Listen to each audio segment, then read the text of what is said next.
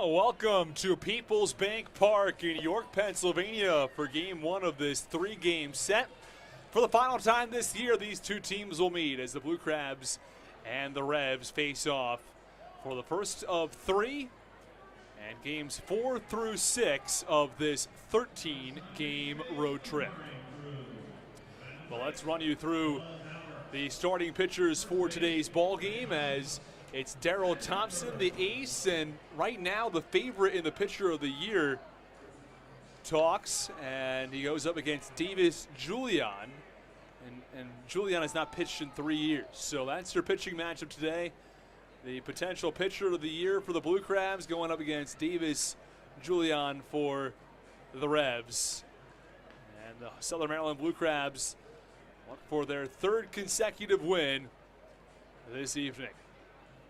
We've got a lot more to get to, the lineups, the defensive alignment, and some more information on the pitchers. But first, we had a chance to catch up with Alex Crosby before today's ball game.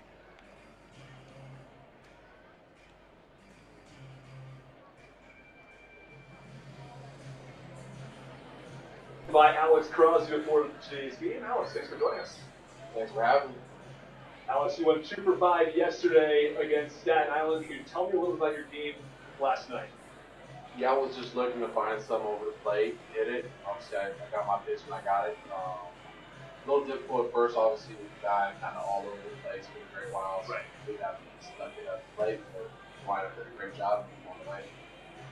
How are you feeling overall? You had a 7-game hitting streak going there for a little while. You had another 6-game hitting streak. Do you think you're seeing the ball well right now?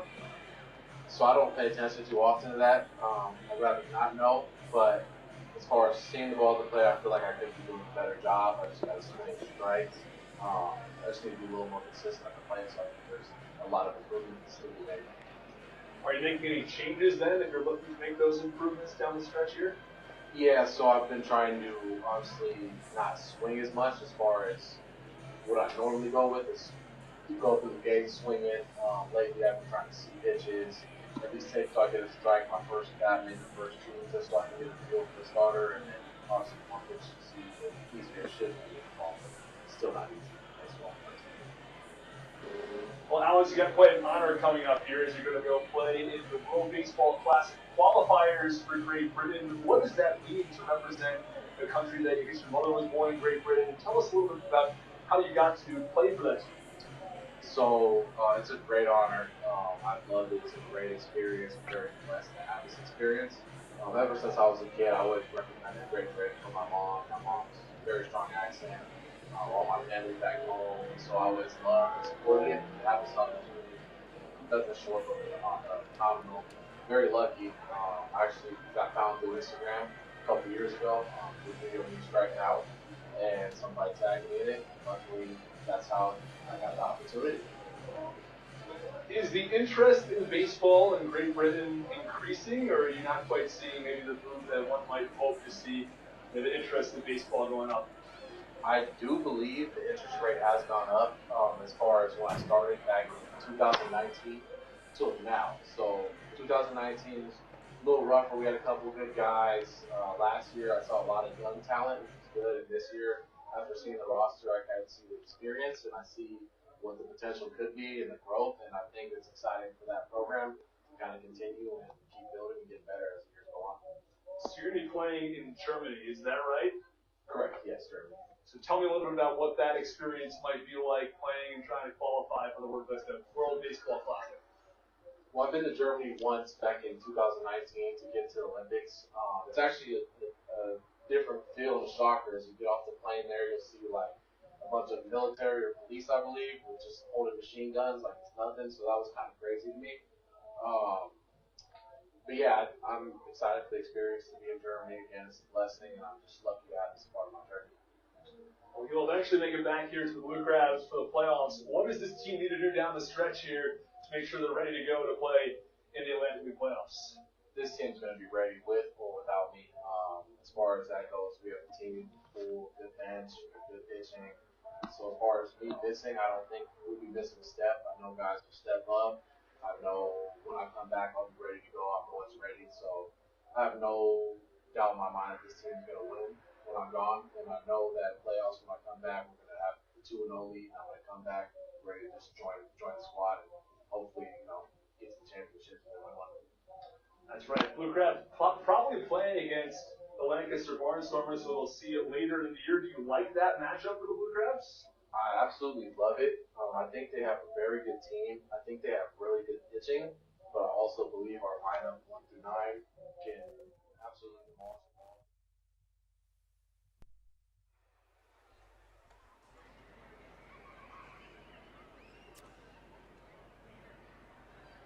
And please rise if you are able. Remove all headwear. And welcome Madeline Stahl, an honor student to be Washington High School and future pediatrician who has been performing on the stage since she was 3 years old, for the performance of our national anthem presented by Americhoice Federal Credit Union.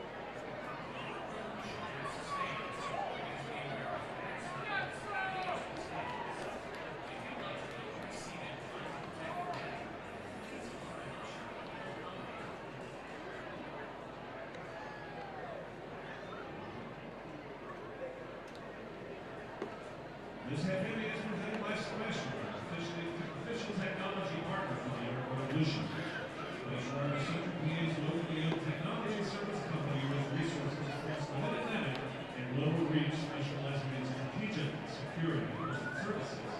Squashing is driven to simplify how technology is consumed and enhance how technology is experienced.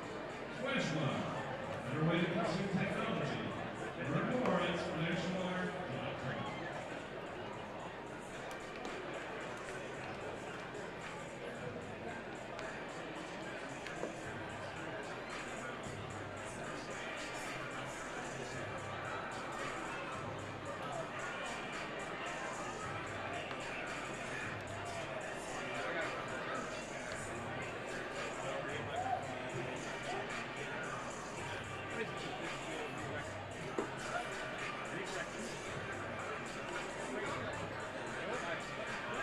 We're not too far away from baseball here at Peoples Bank Park, as the Southern Maryland Blue Crabs are just about to take on the York Revolution for the first of 3. Glad you could join us on the Hometown Real Estate Broadcast Network, as it will be Davis Julian who is taking the mound for the York Revolution. We mentioned before today's ball game that Julian has not played a professional game since 2019, when he was in rookie ball with the Atlanta Braves as part of the Appalachian League. Had an 8.31 ERA across 26 innings. He also walked 23 batters. That's when he was pitching consistently. Now that he has not pitched recently, wouldn't be surprised if those numbers are way up. Either way, it's the first pitch from Davis Julian on Jack Sundberg, and the pitch is a called strike, and the count 0-1. Let's run you through the Blue Crabs lineup in just one moment. Here is the 0-1 pitch. That's up and in. And the count 1-1 strike. Fastball from Julian right at 88 miles per hour. Jack Sundberg leads things off. It's Michael Wolanski who bats second. The 1-1 pitch is lined foul. Hard hit, 1-2 now. Over to the third base side. Braxton Lee bats third. He's in right field. Joe DeLuca is the designated hitter tonight. He bats fourth. Alex Crosby bats fifth. He's at third base. Zach Collier in the sixth spot. He's in center field. And the pitch upstairs. The count 2-2 strikes. Jared Walker bats seventh. He's at first base. Ryan Haug is doing the catching. And Michael Baca is the shortstop. 2-2 pitch. Blowing in. The count 3-2 strikes on Jack Sundberg, who was 1 for 4 yesterday. He hit a solo home run in the fourth inning that gave the Blue Crabs a 5-0 lead at the time. A terrific day for baseball. Blue skies overhead, temperatures in the low 70s. Pitch on the ground over towards second base. It's fielded by Jeffrey Perez, who fires to first. And there is one away. Let's bring you around the defensive alignment for the York Revolution. In left field, it's Melky Mesa. In center field, it's Troy Stokes Jr. In right field, it's JC Encarnacion. The third baseman is Josue Herrera. At shortstop, it's Elmer Reyes. The second baseman, Jeffrey Perez. And over at first, it's Nelly Rodriguez.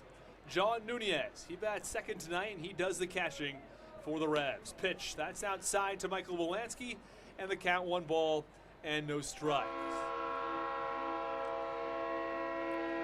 Well, that's the train going by out in left field.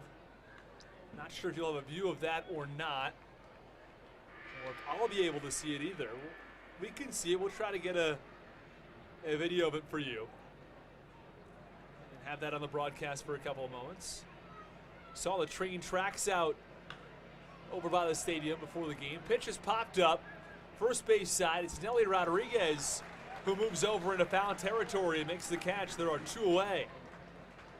So after a ground out from Sundberg and a pop out from Wolanski, there are 2 up and 2 down in the top of the first inning, and that brings Braxton Lee to the plate.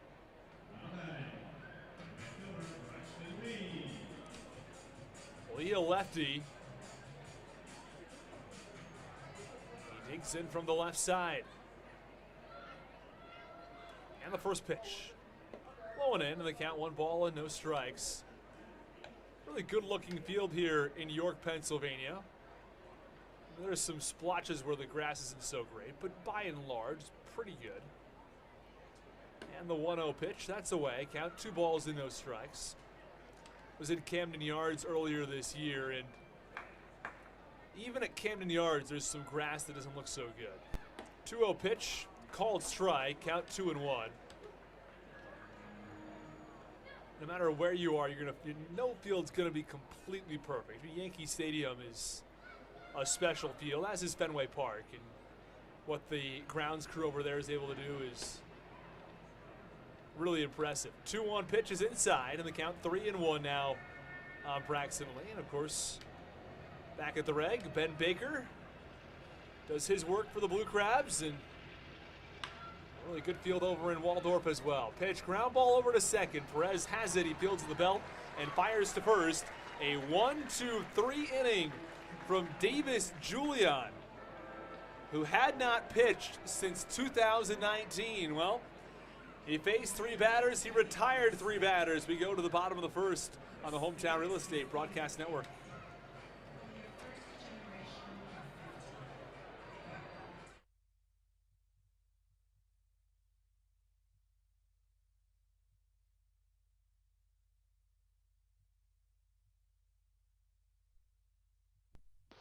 We are just outside the locker room here at Peoples Bank Park.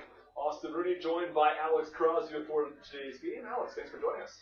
Thanks for having me. Alex, you went 2 for 5 yesterday against Staten Island. Can you tell me a little bit about your game last night? Yeah, I was just looking to find something over the plate, hit it. Obviously, I got my pitch when I got it. A little difficult at first, obviously, with the guy kind of all over the place, being very wild. So Right. you did have to be selective at the plate, but Ryan did a great job on the way. How are you feeling overall of the play? You had a 7-game hitting streak going there for a little while. You had a 6-game hitting streak. Do you think you're seeing the ball well right now? So I don't pay attention too often to that. I'd rather not know, but as far as seeing the ball at the plate, I feel like I could be doing a better job. I just got to swing strikes. I just need to be a little more consistent at the plate, so I think there's a lot of improvements to be made.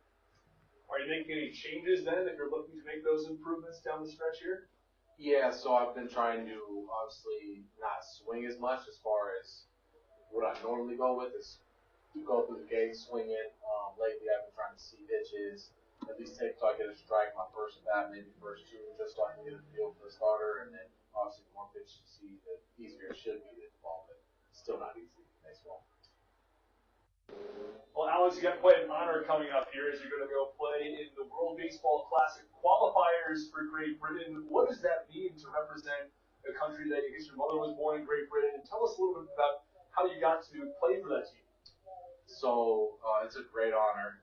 I've loved it. It's a great experience. I'm very blessed to have this experience. Ever since I was a kid, I always represented Great Britain for my mom. My mom's very strong accent. All my family back home. So I always loved and supported it. And to have this opportunity has been nothing short but phenomenal. Very lucky. I actually got found through Instagram a couple years ago through a video of me striking out. And somebody tagged me in it. And luckily, that's how I got the opportunity.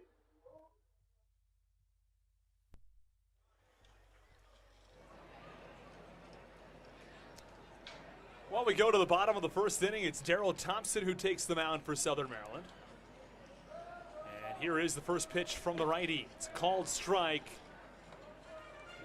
And we are underway in the bottom of the first as J.C. Encarnacion, the righty, digs in. And here is the 0-1. That's a called strike as well. Count 0-2.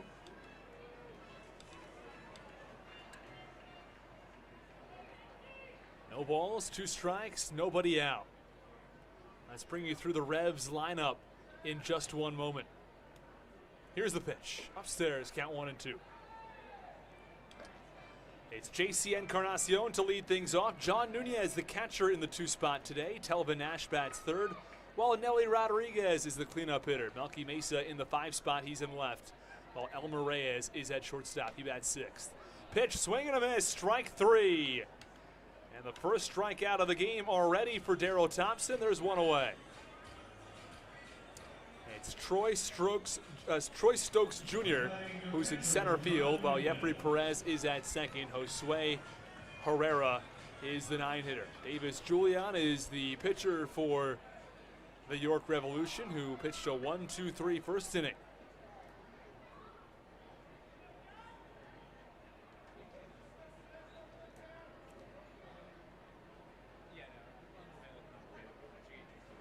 Well, the first pitch here to the lefty, John Nunez, inbound. Swinging a high pop-up foul, third base side. I've talked to Darrell Thompson a number of times as part of our pregame interview show. And one of the things that he's always mentioned is, I try to miss barrels. He's not trying to get strikeouts here. He's just trying to miss the hard hit barrel of the bat. And the 0-1 pitch is a little bit inside in the count. 1 ball and 1 strike now on John Nunez. No score in the bottom of the first. 1 out, 1 ball, 1 strike. And the home plate umpire, Buzz Albert, calls time.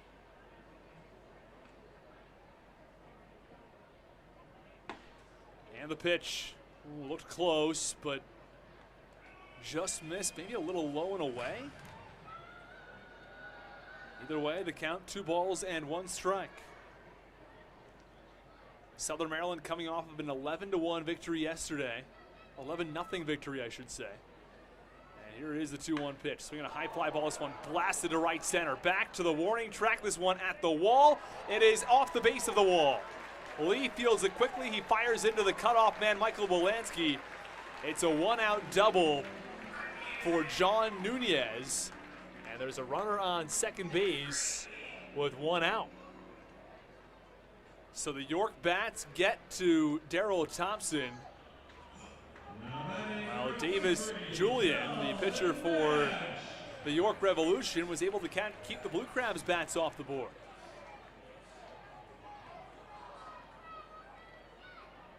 So York with the first hit today.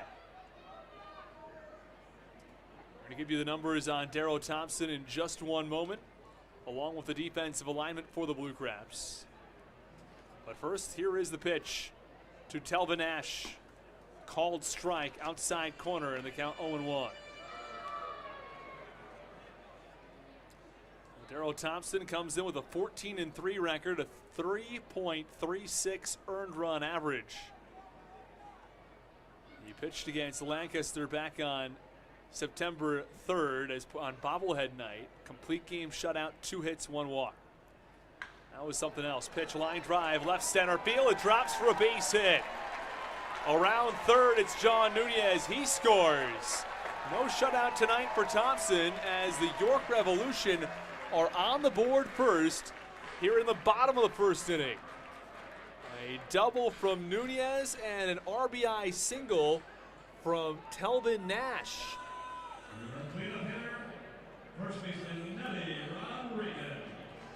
Well, funny enough, Darrell Thompson had back-to-back complete game shutouts coming into this one. Pitched 7 innings on a Tuesday night, came back on that Friday night, and pitched another complete game shutout. Or I beg your pardon, it was Saturday night. Pitch, swinging a high pop-up, shallow center. It's Michael Baca who drifts out and makes the catch for the second out. But he only had 3 days rest there and managed to get the job done against Charleston.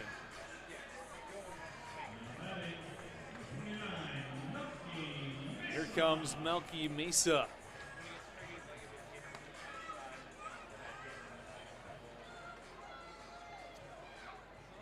But back to that point, he had a complete game shutout on short rest. And then comes back here with a week's rest and allows a run here in the first inning.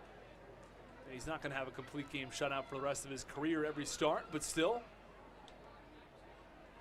had quite the run going there. And the pitch, swinging a high pop-up, right field side, that one foul. Find its way to the seats. A number of games underway already with some scores as High Point leads Wild Health 3-0. Staten Island and Long Island, they're scoreless, as is Lancaster and Charleston. But here in York, a 1-0 lead for the Revs over the Blue Crabs. Pitch, swinging a high fly ball, shallow left center field, long run for Sundberg, who gets there in time to track it down in shallow left center for the final out. Well, the Revs score 1 on 2 hits at the end of an inning of play. It's York 1 and Southern Maryland 0 on the Hometown Real Estate Broadcast Network.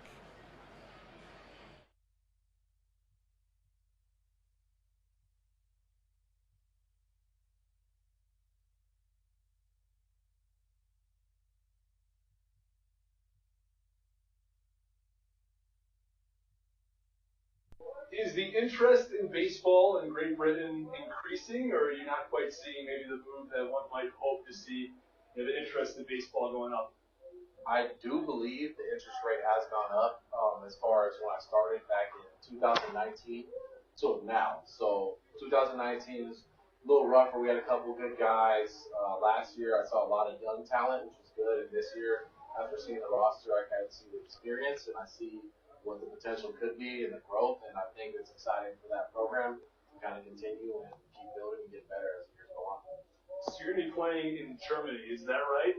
Correct, yes, Germany. So tell me a little bit about what that experience might be like playing and trying to qualify for the World Baseball Classic. Well, I've been to Germany once back in 2019 to get to the Olympics. It's actually a different feel of soccer. As you get off the plane there, you'll see like a bunch of military or police, I believe, with just holding machine guns like it's nothing. So that was kind of crazy to me. But yeah, I'm excited for the experience to be in Germany again. It's a blessing, and I'm just lucky to have this part of my journey. Well, you'll eventually make it back here to the Blue Crabs for the playoffs. What does this team need to do down the stretch here to make sure they're ready to go to play in the Atlantic League playoffs? This team's going to be ready with or without me. As far as that goes, we have a team full, good bench, good pitching. So as far as me missing, I don't think we'll be missing a step. I know guys will step up. I know when I come back, I'll be ready to go. I'm always ready. So I have no doubt in my mind that this team's going to win when I'm gone. And I know that playoffs, when I come back, we're going to have the 2-0 lead. And I'm going to come back ready to just join the squad and hopefully, get to the championship and win one. That's right. Blue Crabs probably playing against the Lancaster Barnstormers, so we'll see it later.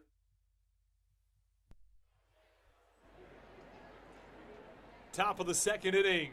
It is Joe DeLuca who digs in. First pitch is low, and the count 1 ball and no strikes. 1 ball, no strikes, nobody out as DeLuca digs back in.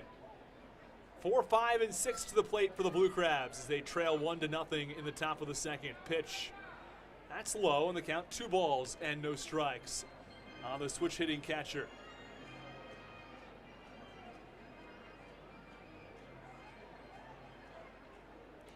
Davis Julian is topped out at 91 as the 2-0 pitch. Swing and a miss, count 2-1. Give you an idea of the background of Julian and where he has played throughout the course of his career. As DeLuca digs back in. Here's the 2-1. Called strike on the inside corner in the count 2-2.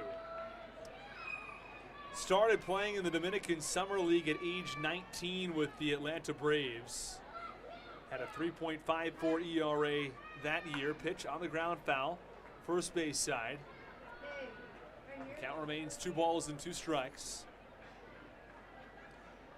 At 20 years old, he bizarrely had a 2.68 earned run average along with an 0-8 record. It's a hard one to believe, but I guess that's what happened. And the 2-2 pitch, breaking ball away, and the count 3-2. I had some good late movement on it, though. In 2017,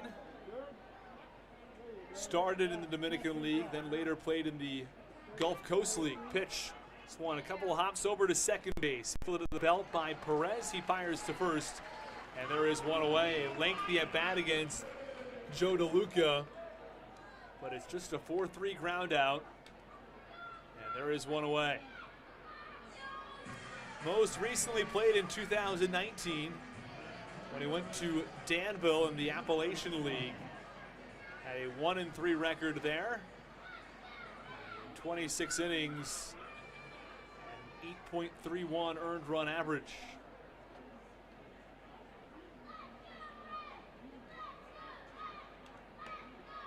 The first pitch to Alex Crosby is outside in the count, 1 ball and no strikes. But so far, for Davis Julian, 4 up, 4 down. Pitch called strike. That one on the outer half and the count 1-1. 1 ball, 1 strike, 1 out. Top of the second, 1-0 Revs. Pitch, this one takes a bizarre bounce, some topspin on it, but it's fielded cleanly at second by Perez. And 2 up and 2 down as he fires the first in time to get Crosby. And here comes Zach Collier.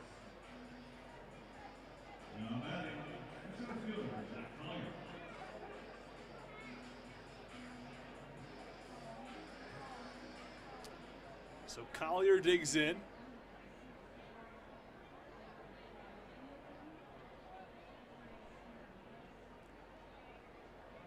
Taps home plate a couple of times. Here's the first pitch from Julian.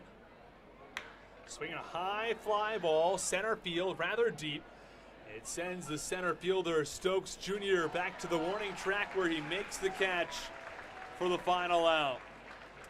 Collier gave that ball a ride, but it goes to the deepest part of the ballpark. It's 6 up.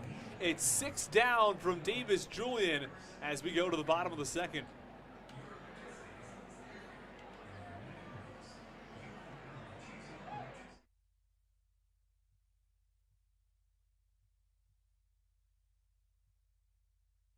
Do you like that matchup for the Blue Crabs? I absolutely love it. I think they have a very good team. I think they have really good pitching, but I also believe our lineup 1 through 9 can absolutely demolish the ball as a team, and we've seen it from time to time. So I think that's a good matchup for us, and I'm excited to get it going.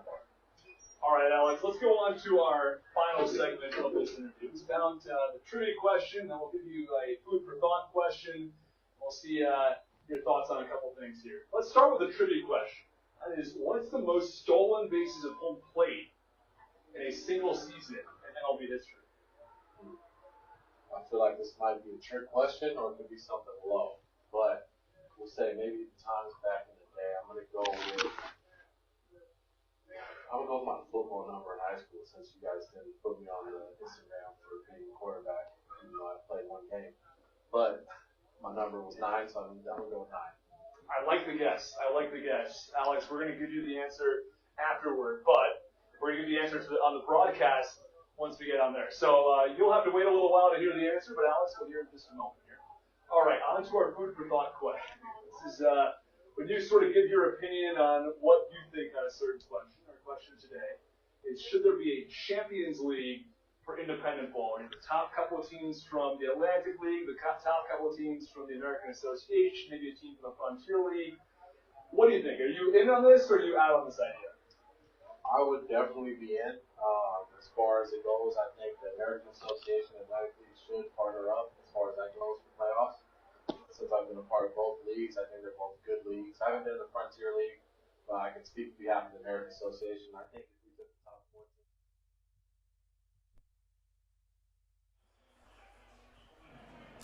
Oh, we apologize. The audio there on the pregame show, we've actually gotten it figured out for all of our future episodes, but we're still dealing with some technical difficulties. And the first pitch to Elmer Reyes is driven to right field. It's right at Braxton Lee, though, and there's one away. So 1 pitch and 1 out from Darrell Thompson here in the bottom of the second. Here comes Troy Stokes Jr. Let's bring you around the diamond for the Blue Crabs. Sundberg in left, Collier in center, Lee is in right, Crosby at third, Baca at short, Wolanski at second, while Jared Walker is at first, and Ryan Haug does the catching for Darrell Thompson.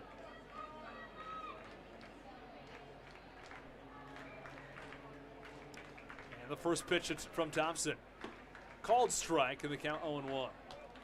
Now, as you heard with that interview with Alex Crosby, he's going to be leaving to go to Great Britain. Tomorrow will be his last game before the playoffs. 0-1, that's a called strike, and the count 0-2. No balls, 2 strikes, 1 out.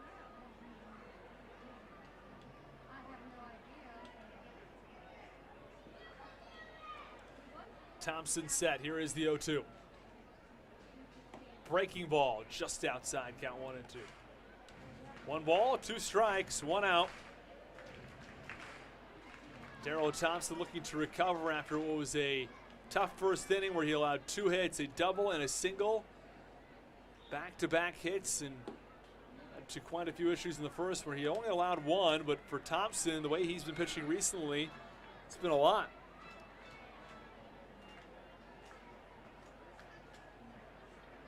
Two-two pitch. Troy Stokes Jr. inbound. Swing and a miss. Strike 3. Second strikeout of the day for Darrell Thompson. They're 2 away in the bottom of the second.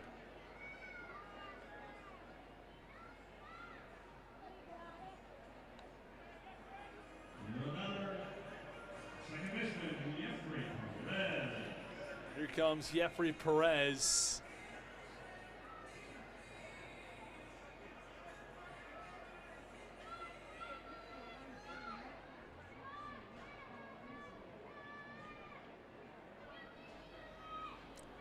first pitch here to Perez. On the ground, through the hole on the right side for a base hit. Perez singles, runner on first with 2 outs in the bottom of the second inning.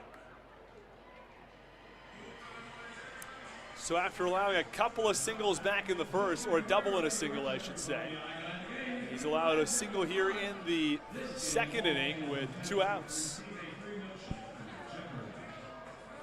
And here comes Josue Herrera.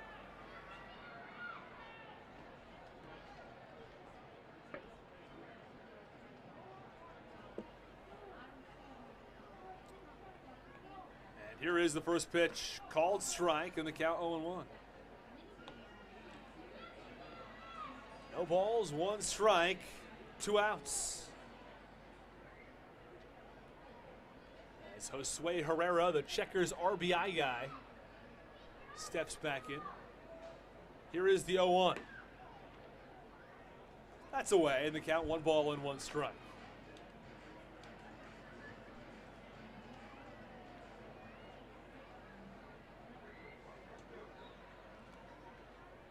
Darrell Thompson has surrendered 3 hits here across the first inning and 2/3.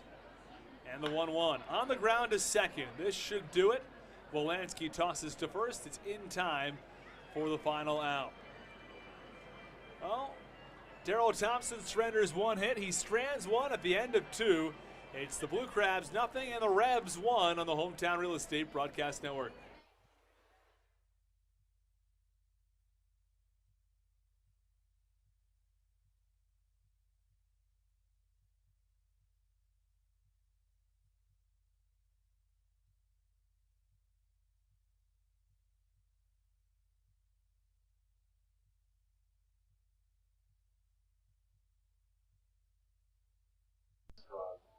Each league, I think we see an exciting, fun playoff atmosphere, and then obviously it's exciting for the guys because now we get some new competition, some new blood.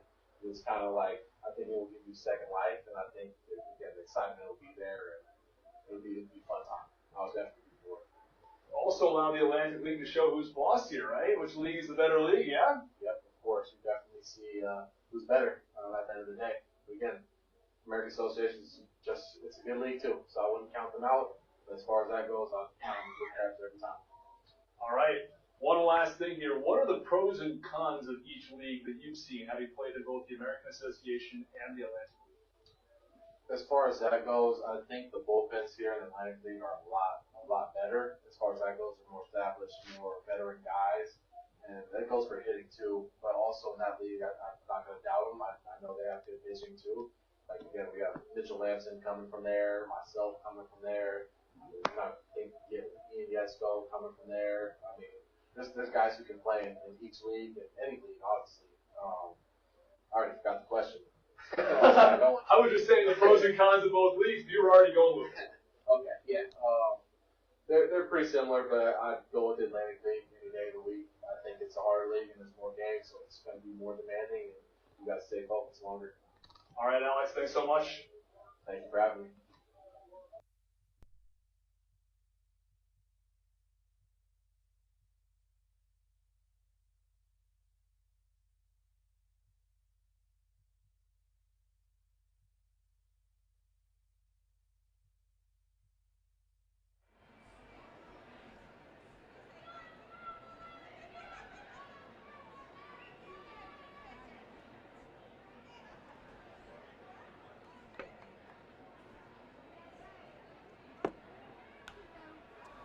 And the first pitch swinging from Jared Walker to get things underway in the top of the 3rd inning. It's fouled back, count 0-1.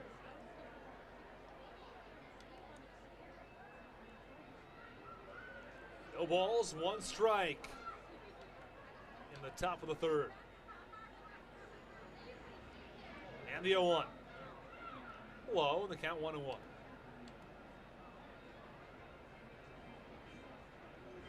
1 ball, 1 strike, nobody out. With Jared Walker at the plate, the Blue Crabs sending 7, 8, and 9 to the dish. 1-0 York. That run came back in the bottom of the 1st. And the pitch, well, up and in, and it hits Walker. Runner on first base now with nobody out.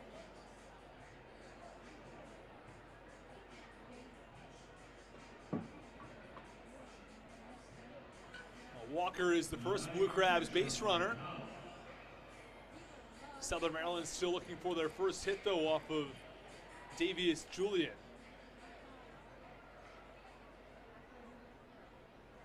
As they trail by one in the top of the third. It'll be Haug followed by Baca. And the first pitch to Ryan Haug is inside in the count. 1 ball and no strikes. So Walker reaches on a hit by pitch. And Davis Julian still hasn't allowed a hit yet here in the third inning. He also hasn't walked anybody. I mean, he did hit someone, but still.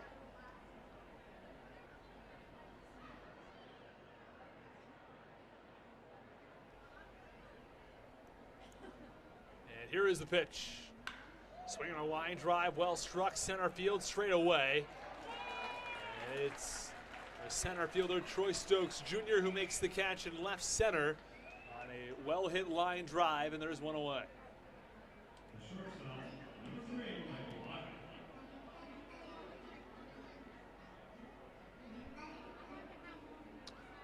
And Michael Baca comes to the plate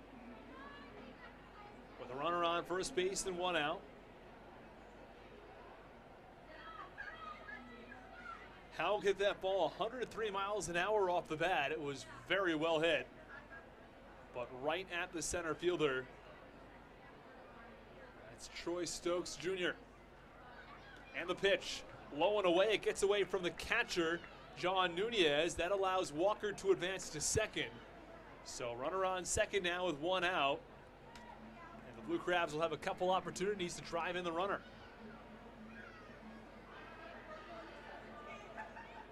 Here is Michael Baca, hitting .219 on the year. His last series, he went 1 for 6 with 2 runs scored.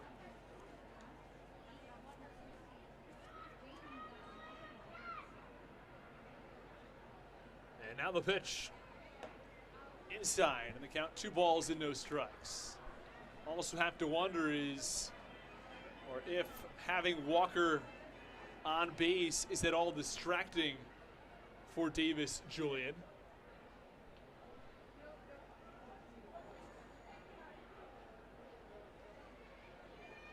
And here is the 2-0. Foul back in the count, 2 balls and 1 strike.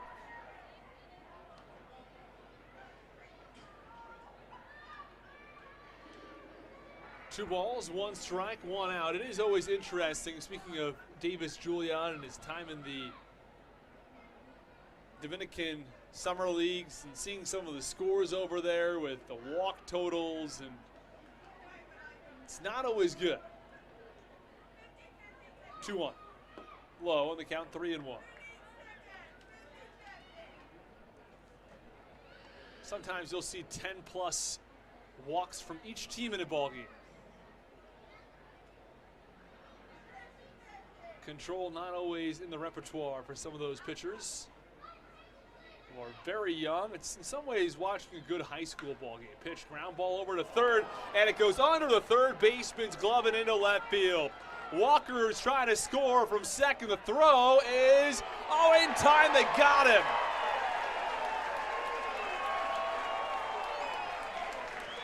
It was a ground ball over to third base, went under Herrera's glove. The left fielder, Melky Mesa, came up throwing. The throw to the plate was in time to get Walker for the second out.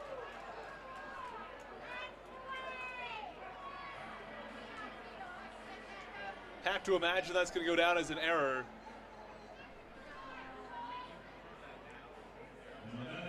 Error against the third baseman, Josue Herrera. Even still, it doesn't really do much, as it would have been a ground out to third instead. There's still a runner on second base with 2 outs, but the Blue Crabs thought they should have had a run there. after what was an error by Herrera. And the first pitch is away in the count. 1 ball and no strikes on Jack Sundberg. It does hurt in a ball game where this team is not seeing a lot of offense, where you've got a real chance to score a run and you don't come through. 1-0 pitch, low in the dirt, count 2-0. Blue Crabs have been an aggressive team on the base paths this year, and sometimes it's really paid off. Well, tonight here in the 3rd inning, it does not, as Walker thrown out of the plate. Walker generally runs quite well.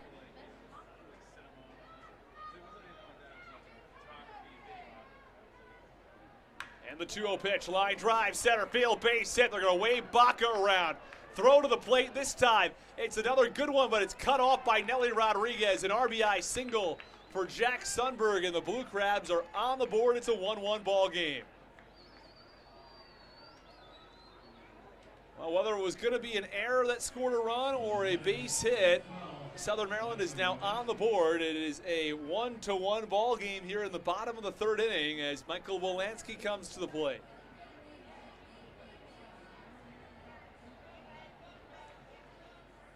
A number of very well-hit balls recently. And just like that, the Blue Crabs have tied the score.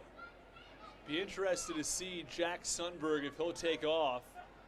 And the first pitch is, a little upstairs, but a called strike on Wolanski, who has a couple of words with the home plate umpire, Buzz Albert, I should say. Over at first base, it's Marty Hassenfuss. And at third, it's Phil Heim.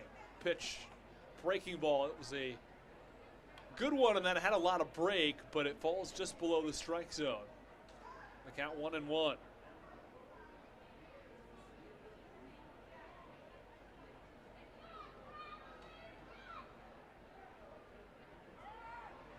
And the pitch, that's low. Runner goes. Throw is offline. It goes towards center field, but it was stopped enough by Jeffrey Perez, so it doesn't go all the way into center.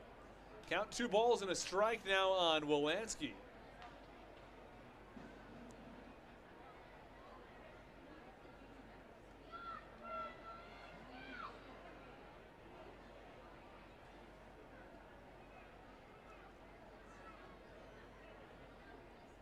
Two-one pitch upcoming. Here's the offering.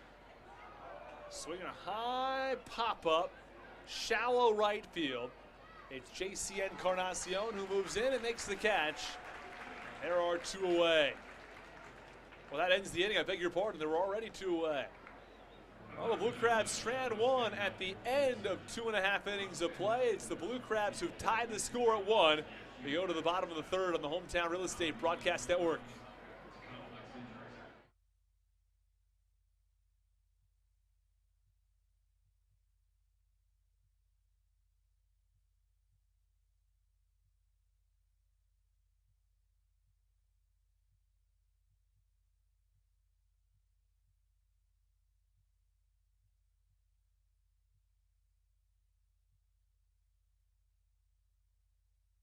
This is Daryl Thompson, and you're listening to the Hometown Real Estate Broadcast Network.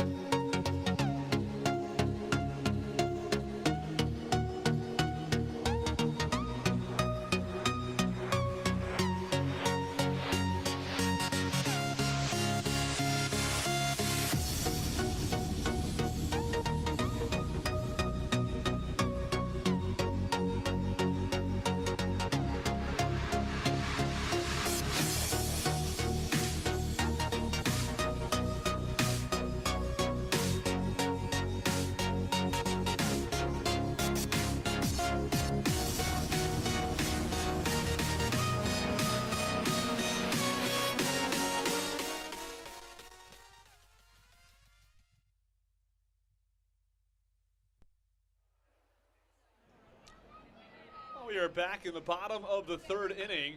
And the first pitch to J.C. Encarnacion, fouled off right field side. And the count, no balls and one strike on J.C. Encarnacion, a 1-1 ball game as Southern Maryland got on the board in the top of the third. And the 0-1 pitch, that's away, count 1-1. Was Jared Walker, who walked, advanced to second on a wild pitch.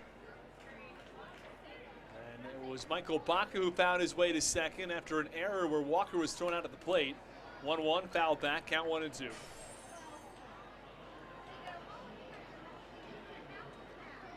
then an RBI single from Jack Sundberg that ties the ball game.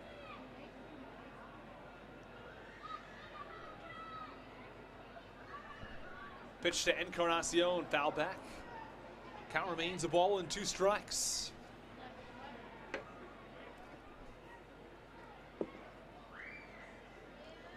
Darryl Thompson. Glove at the chest. Here's the 1-2. Line drive, foul yet again over to the first base side. Toward right field, and the count remains a ball and 2 strikes. Well, big news across the Atlantic League and across Major League Baseball. The 3 rules that Major League Baseball negotiated with the MLBPA as part of the collective bargaining agreement will go into place in 2023. Pitch, swing and a miss, strike 3. As J.C. Encarnacion goes down on strikes. So here are the changes. There is the larger bases at 15 inches each, which is supposed to increase stealing. So we'll see what happens there, but that's sort of the thought process. There will be no more shift. That's eliminated. We've seen the absence of a shift in the Atlantic League already. Pitch, line drive, right field side, foul. That was the rule implemented back in 2019 and again in 2021, but not this year. Either way, the count, no balls and a strike on John Nunez. For a hard foul ball down the first base side. And the third rule is a pitch clock. Now,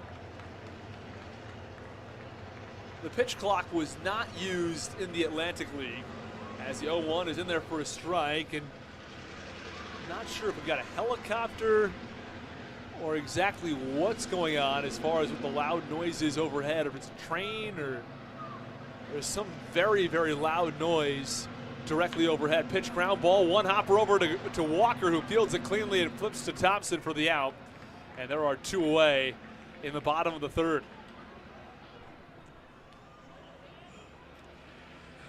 Well, 2 up and 2 down here in the bottom of the third.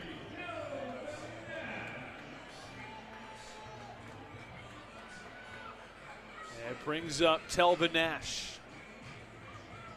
Well, fans, got some shout outs to get to now in the YouTube chat. We're going to do our trivia question in the top of the 4th inning. First pitch, that's away in the count 1-0. The legend of Dalanitis says, hoping for another outing like last night. Talk about an offensive boom.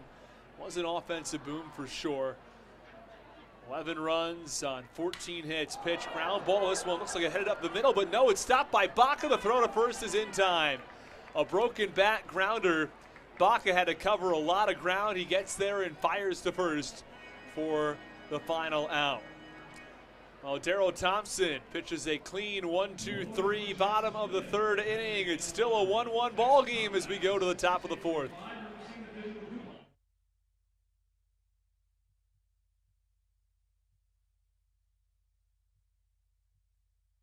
This is Ryan Haug, and you're listening to the Hometown Real Estate Broadcast Network.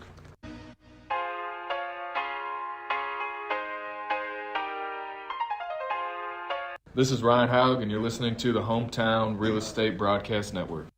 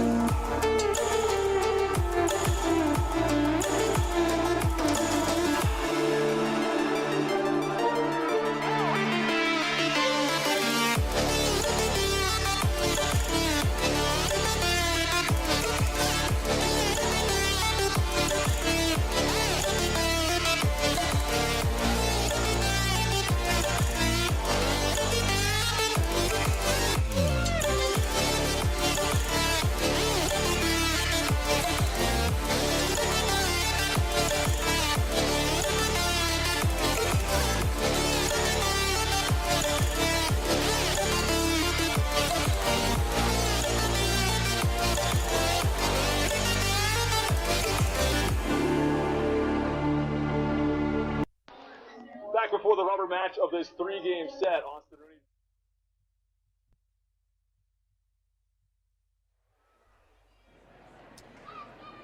Oh, it's Braxton Lee who digs in. First pitch swinging, line drive, well struck center field. But it's Troy Stokes Jr. who tracks it down in left center as he makes the catch for the first out.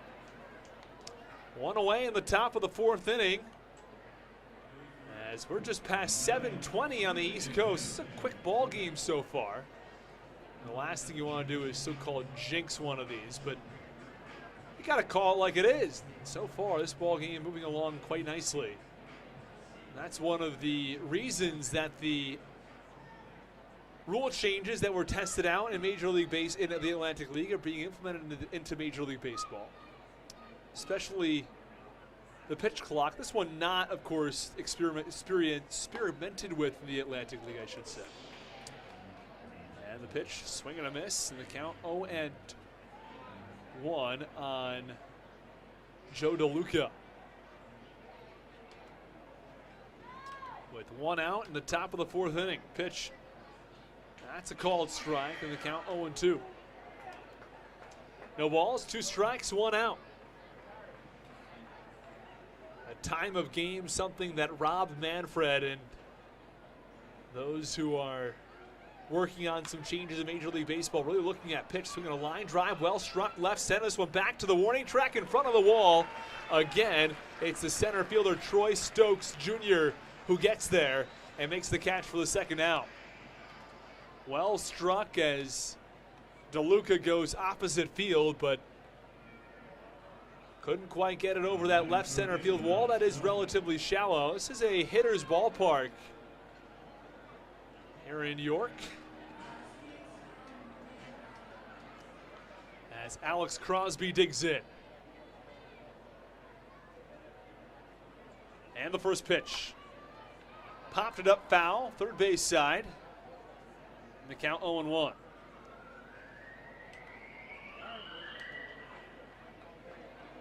No balls, 1 strike, 2 outs. And the pitch. Swinging a high fly ball, right field, it's shallow. It's JC Encarnacion who takes a few steps in and makes the catch. 1, 2, 3, go the Blue Crabs in the top of the 4th. We're still tied at 1 on the Hometown Real Estate Broadcast Network.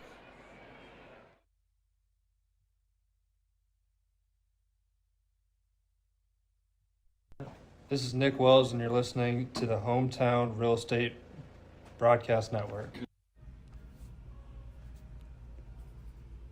Come stay at the Holiday Inn Express Waldorf, where teamwork makes the dream work.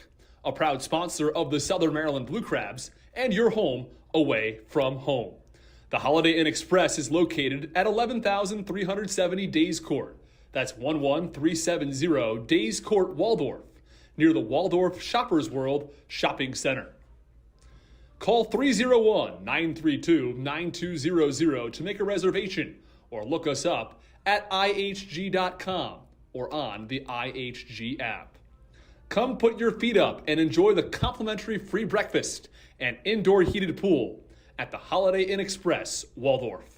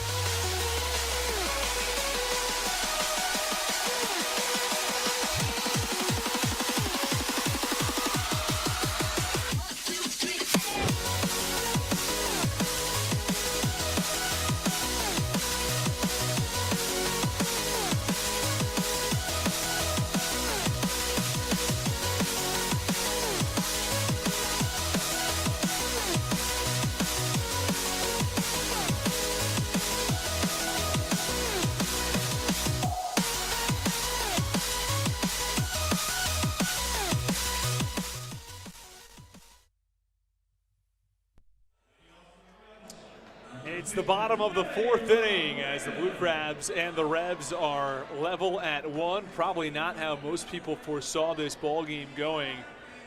When you have the potential Atlantic League Pitcher of the Year on one side and a guy who hasn't thrown in 3 years on the other side. In those 3 years since, Thompson won the Atlantic League Pitcher of the Year in 2019. He won in 2021. And here he is at the tail end of the 2022 year in contention yet again. First pitch called strike on Nelly Rodriguez. But this ball game is even. 0-1 pitch to Rodriguez. Tap foul behind home plate. Count 0-2. Well, let's take a look at some of the numbers across the Atlantic League and who are your league leaders in the pitching categories. Before we get in there, we're going to hear Thompson's name quite a bit. 0-2 pitch to Nelly Rodriguez. Inbound. Just off the outside corner, count 1-2. Darrell Thompson leads with a 3.36 ERA. Second is Jorge Martinez. A pitch for York.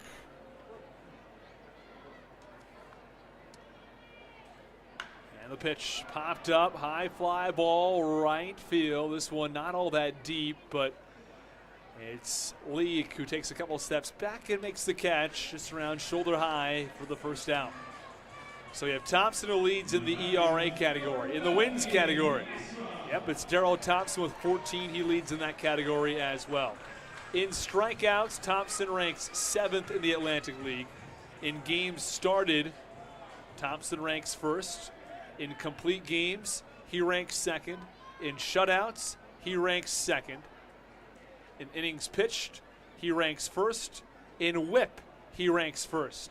In winning percentage, he ranks 1st. Pitch, one hopper, hard ground ball over to short. Fielded by Baca. The throw is in time. So let's count them up here. Categories where he ranks 1st. That's 1, 2, 3, 4, 5, 6 categories where he's 1st.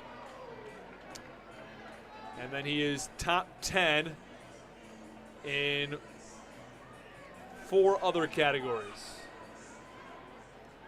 It's really, really impressive to see somebody who is 1st in the league in 6 separate pitching categories. Pitch is low in the count 1-0. I mean, at this point, if he doesn't win, would be a major surprise. You have to wonder, so who are his competition? I think John Anderson has to be one of them. And the 1-0 pitch, line drive foul, first base side in the count. 1 ball and 1 strike. But if you look in that ERA category, as far as who your leaders are, 3 of the top 5 pitchers are on the Blue Crabs. 1-1. Line drive, right center field, sends Lee on his horse. He ranges over and makes the catch for the final out. Back-to-back 1, 2, 3 innings from Darrell Thompson. We go to the top of the 5th inning. It's still a 1-1 ball game here at Peoples Bank Park.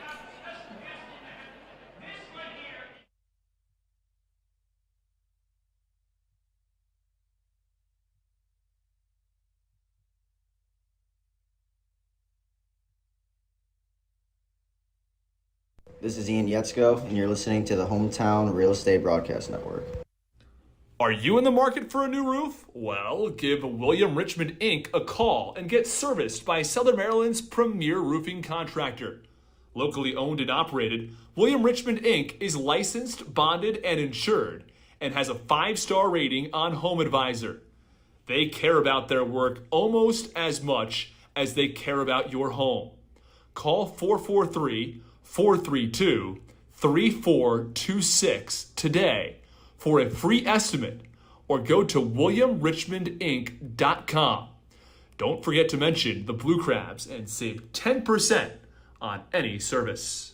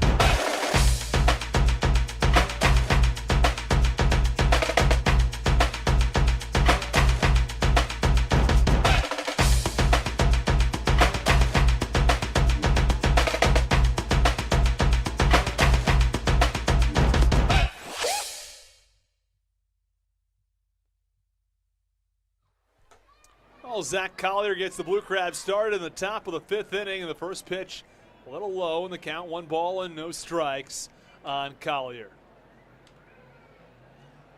So far, Davis Julian has really pitched really quite well as the 1-0 pitch is low in the dirt and the count 2-0. The guy's thrown 48 pitches, well now 50 pitches after the 2 balls to get things started in the 5th. Hasn't walked a batter, has allowed just 1 hit, 1 error, or I beg your pardon, he's hit 1 guy, but he hasn't walked anybody. Still no walks, 2-0. Hard line drive down the right field line. It's going to go for extra bases into the corner. Collier rounds first. He heads into second and applies the brakes. It's a leadoff double from Zach Collier, and the Blue Crabs have a man on second with nobody out. Well, that's good news for the Blue Crabs. They're finally able to get some hits on the board off of Davis Julian, who has not pitched in 3 years. I'll tell you, for not having pitched in 3 years, the guy's control is there.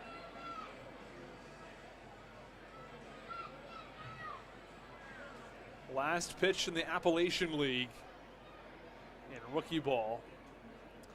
And now he's facing a bunch of guys who have played high-level affiliated baseball or are some of the best independent league guys around. Pitch, swinging a high fly ball, center field. It's the center fielder, Troy Stokes Jr., who backs up, and it's going to be Collier who's going to test his arm. The throw to third's a little offline. So from second to third base goes Zach Collier. And there's a runner on third with 1 out.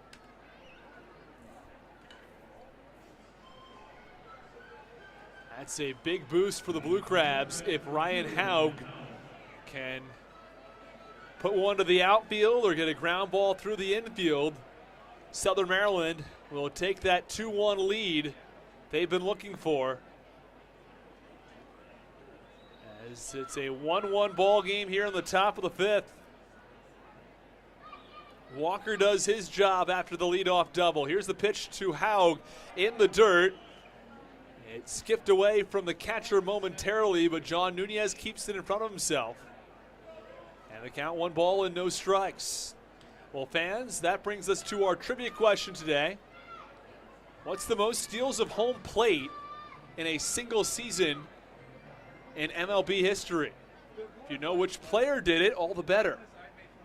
But the most stolen bases of home plate in a single season in MLB history. Who managed to do it as John Nunez gets his jaw inspected after he blocked that one and hit him up in the mask. Either way, count is 1 ball and no strikes as the training staff comes out to have a chat with him.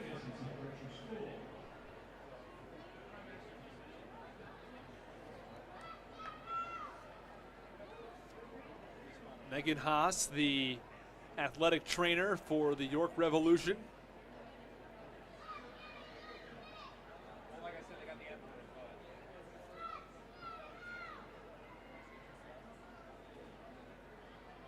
Here is the 1-0 pitch.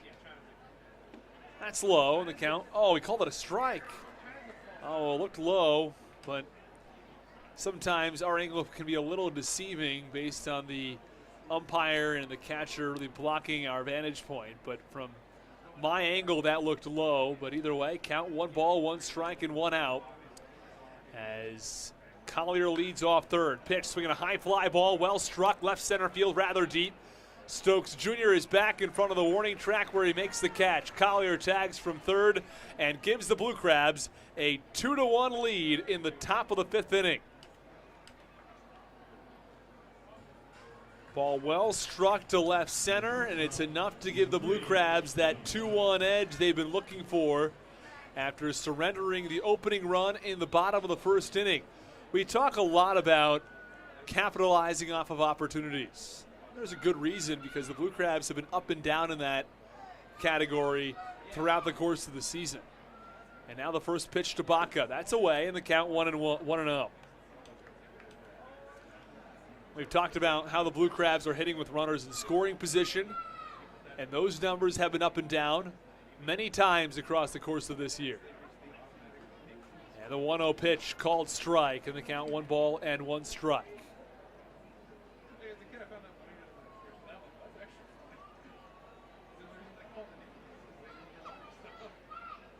Again, our trivia question, the most stolen bases of home plate, most steals of home plate in a single season by a player in MLB history. As the 1-1 pitch, a little up and away. Count 2-1 now. On Baca, 2-1 pitch, that's a called strike. And the count 2 balls and 2 strikes with 2 outs.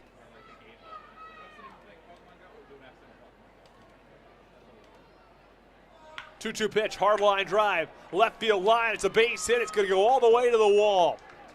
Baca crushed it off the bat. It's a strong throw into second, but it's not quite in time. Oh, what a terrific throw by the left fielder, Melky Mesa, who's got a cannon out there in the left and almost got Baca at second base. And Troy Stokes covers a lot of ground, but Melky Mesa's got an absolute cannon. That's the reason it's not a 3-1 ball game right now.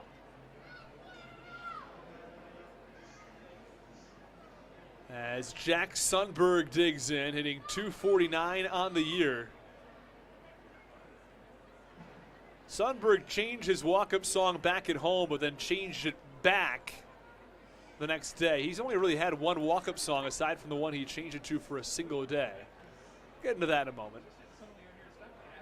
First pitch. Away. Count 1-0.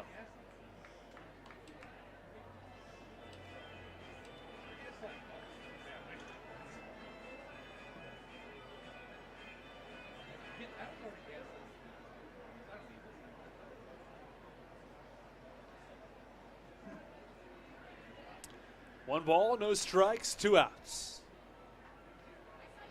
Here's the pitch. Called strike, and the count 1-1. 1 ball, 1 strike, 2 outs in the top of the 5th. 2-1 Blue Crabs over the Revs.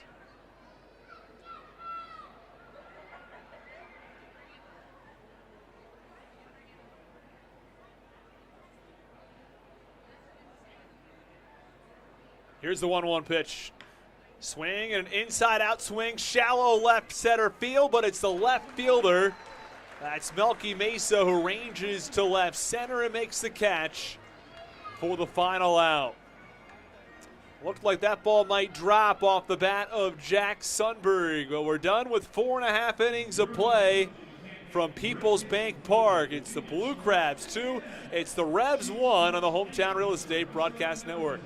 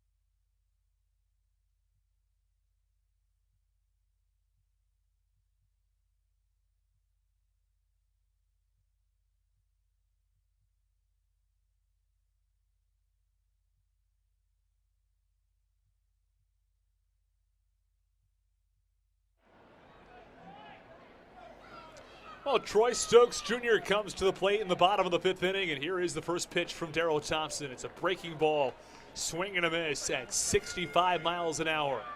Southern Maryland 2, York 1.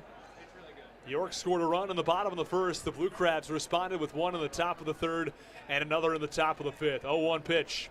It's low and away in the count. 1 ball and 1 strike on the righty. Across the month of August, Daryl Thompson was 3-1 with a 2.96 earned run average. But the numbers just keep getting better and better. 1-1. It's a called strike. Outside corner in the count 1-2. The guy's a workhorse. Throw a lot of pitches in a ball game and come out 3 or 4 nights later and do the same thing once again. Last time out, complete game shutout, 2 hits, 1 walk, 4 Ks. Through 106 pitches, and the 1-2. Breaking ball a little bit low and away, and the count 2-2. We received differing words on exactly how many fastballs he threw in that ball game across the 106 pitches. Blue Crabs manager Stan Clyburn said 96 out of 106. He said 8 changeups and 2 curveballs. Daryl Thompson said 104 out of 106 with just 2 curveballs. Pitch, swing a high pop up. Shallow in the infield towards the second baseman, Michael Wolanski, who drifts over toward first and makes the catch overhead for the first out. 1 away in the bottom of the 5th. Blue Crabs ahead by 1 here at Peoples Bank Park. And not only, of course, are his numbers off the charts this year, and unless things change down the stretch in a major way, he'd be in line to win Pitcher of the Year. But the numbers, again, they just keep on getting better, but his career numbers also incredible. The most strikeouts in Atlantic League history, the most wins pitched, swing and a miss, and the count, no balls and 1 strike. Let's give you some specifics on those numbers. In Atlantic League history, Daryl Thompson has 962 strikeouts, pitch fouled back in the count 0-2 now on Jeffrey Perez, the lefty. So closing in on that 1,000 number. 90 wins. He has thrown 1,328 innings in the Atlantic League. Pitch, line drive, very well struck. Long run for Sundberg. He's not going to get there in the gap, and now he's got trouble with it at the wall. Grounding second, Perez headed to third. The throw to third's a little bit high. A 1-out triple from Jeffrey Perez. Not sure what happened out there in the corner and why Sundberg had trouble with it. Either way, he did over in the left field corner. And I guess it's going to be a triple for Perez, unless it's a double and an error. And Van Gerp now warming, though, in the York bullpen.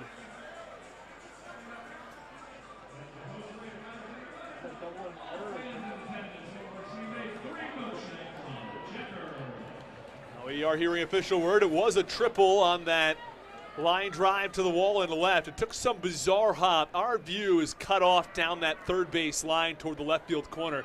The stands jut out, and we're not able to see what happened over there. It might have deflected off of a chair or maybe something that happened out there in the corner and some imperfection over there. Whatever it was, it took a bizarre hop and ricocheted about 20 feet along the wall. As the first pitch is is a ball up and away for ball 1 on Josue Herrera. 1 ball, no strikes, 1 out. Daryl Thompson at risk of surrendering a run here in the bottom of the 5th. 1-0 pitch, swing and a miss. They count 1-1. Well, the Blue Crabs have a couple of infielders who have their toes on the grass. Now that will not be allowed next year in Major League Baseball, as part of the rule changes that include that both feet for the infielders must be on the dirt while the pitchers are on the rubber. 1-1 pitch, foul back, count 1-2. Thompson's ERA at this point at 3.32. Thompson had 2 tough starts across the month of August when he went 7 innings, allowing 6 runs against Wild Health, 6 2/3 allowing 6 runs at York. But since then, a couple really good starts. This one, swinging a high fly ball really deep to right, back at the warning track at the wall, it is gone. Oh, a bat flip to go with it. Josue Herrera belts a 2-run shot over the wall in right. Lee lost it off the bat. He threw his hands up. Well, he wasn't going to make a play on that ball as it was drilled out of the ballpark and left. Herrera watched it for a while. It's a 2-run shot, and all of a sudden, the Revs are back on top 3-2. Well, just when it looked like the Blue Crabs had the lead and looked like they were in a good position down the stretch in this ball game, Darryl Thompson's faltered a bit here in the 5th. And it is a 3-2 York lead at this point. Well, after back-to-back complete game shutouts for Thompson, not the same start tonight. 3 runs across 4 1/3 as the first pitch is low and away for ball 1.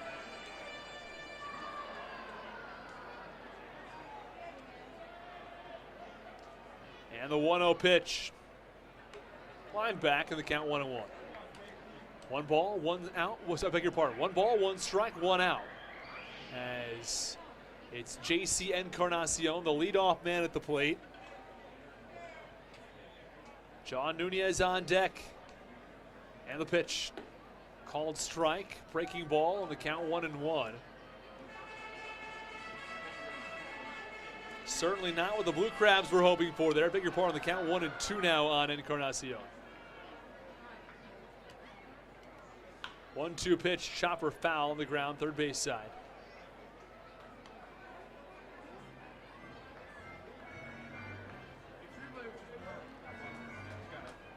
We have to wonder how much longer Julian has. Davis Julian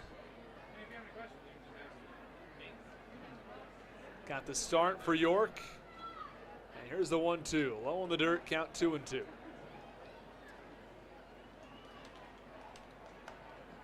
Julian comes in not having pitched in 3 years, and he has managed to outduel Thompson across the first 5. Thompson's only thrown 58 pitches across 4 1/3. Julian's thrown 63. But he's done more than they could have expected out of it. Pitch, ground ball, foul back behind home plate. Count remains 2-2. Meanwhile, Darryl Thompson's fastballs, as always, 88, 89, might touch 90 once or twice. We'll give you the top velocity from each pitcher in just one moment. Breaking ball, swing and a miss, strike 3. JC Encarnacion chases, and there are 2 away. That ball was falling low and away from him. It's a really good breaking ball for Thompson. He now has 4 strikeouts on the day. His top velocity at 89.8. Meanwhile, the top velocity for Julian at 91.3, but second hardest pitch is just at 89.5. That's the way it goes sometimes, I guess. Reach back for a little extra once. Pitch. Slow, and the count 1 ball and no strikes.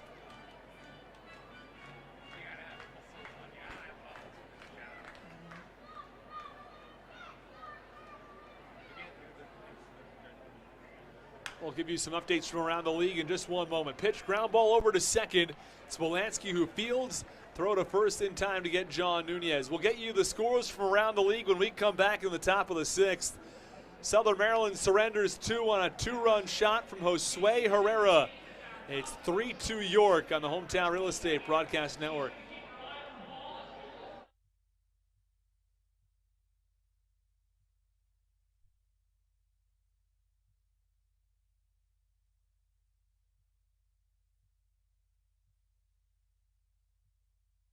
This is Darryl Thompson, and you're listening to the Hometown Real Estate Broadcast Network.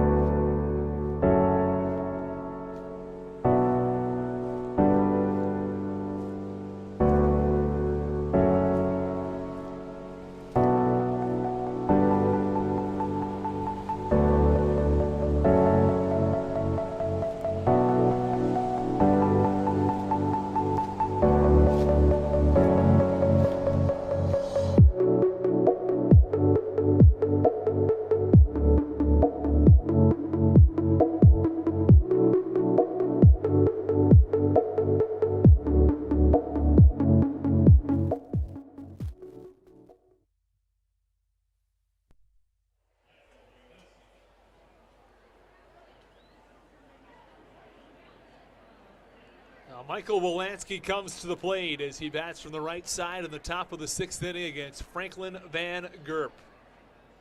New pitcher for the Revs, who comes in with an 0-0 record, a 1.86 earned run average, and the first pitch is low and away, and the count 1-0. Top of the 6th inning, York now has a 3-2 lead. 1-0 pitch. That is a called strike. Looked a little away, but either way, the count is 1-1 on Wolanski. That second pitch, virtually the same spot as the first. Both looked low and away. And, well, count 1-1. Pitch, that's well outside. Count 2-1 now on Wolanski. 2 balls, 1 strike, nobody out. Wolanski followed by Braxton Lee and Joe DeLuca. And the pitch, swing and a miss. Foul tip, actually, but it's into the mid of John Nunez, and the count 2-2. 2 balls, 2 strikes, nobody out, 3-2 York. Off of a 2-run shot from Josue Herrera. The 2-2 pitch, tap foul, third base side. Count remains 2-2. Michael Wolanski is 0 for 2 today. It's a common thread, though, as this Blue Crabs team has only mustered 3 hits today. RBI single from Sundberg, a double and a run scored from Collier, and a double and a run scored from Baca. Pitch, that's low and in. And the count 3-2 now on Michael Wolanski. This will be the 7th pitch of the at-bat from Franklin Van Gerp. Here's the pitch. Breaking ball over his head and over the head of the catcher Nunez as well, and Wolanski is on first with nobody out. I'd have to imagine for the Blue Crabs, the thought would be go back to Darryl Thompson, who again hasn't had his best stuff tonight. Still been good, I mean, just a couple mistakes, and that's sort of the risk of being somebody who wouldn't necessarily say pitches to contact, but is not adverse to contact. You're trying to miss barrels. Every once in a while you'll get, someone will hit one, and that's what happened back in the 5th inning. First pitch, called strike, count 0-1 on Braxton Lee. Ended up in a 2-run shot over the wall in right.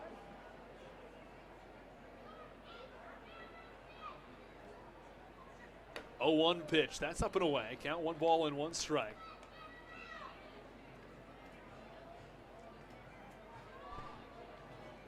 One ball, 1 strike, nobody out.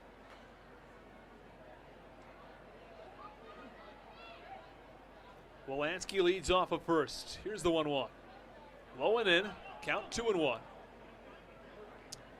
Chris Davis, who of course plays for the Kentucky Wild Health Genomes now, has 16 home runs across 51 games. The Blue Crabs faced him and his Genomes team earlier this season back at the Reg on a couple of different occasions.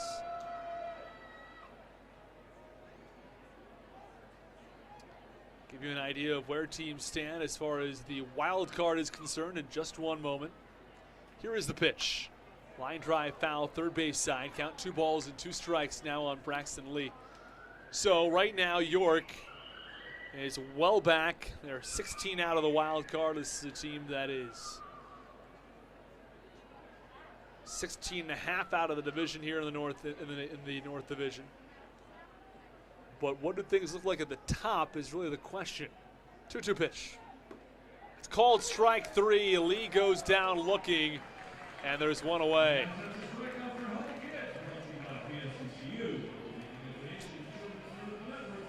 Well, High Point has a very good shot here down the stretch of making the playoffs. They have really rebounded after a very tough start, and on the other hand, it's Kentucky who's gone in the other direction,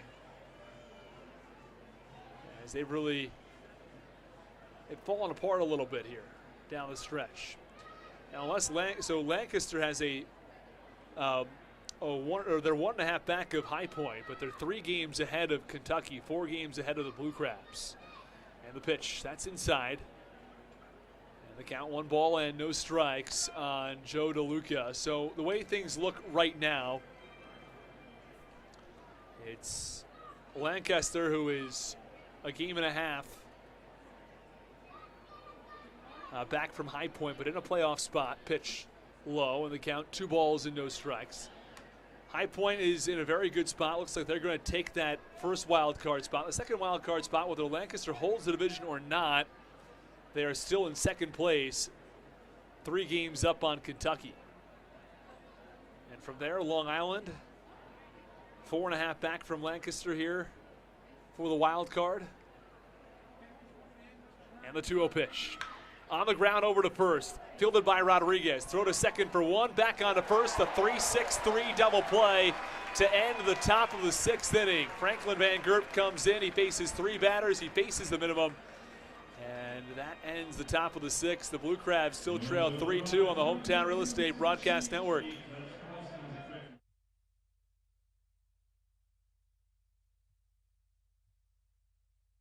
This is Alex Crosby, and you're listening to the Hometown Real Estate Broadcast Network.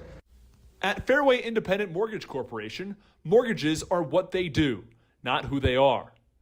Fairway Mortgage Corporation is a proud partner of the American Warrior Initiative.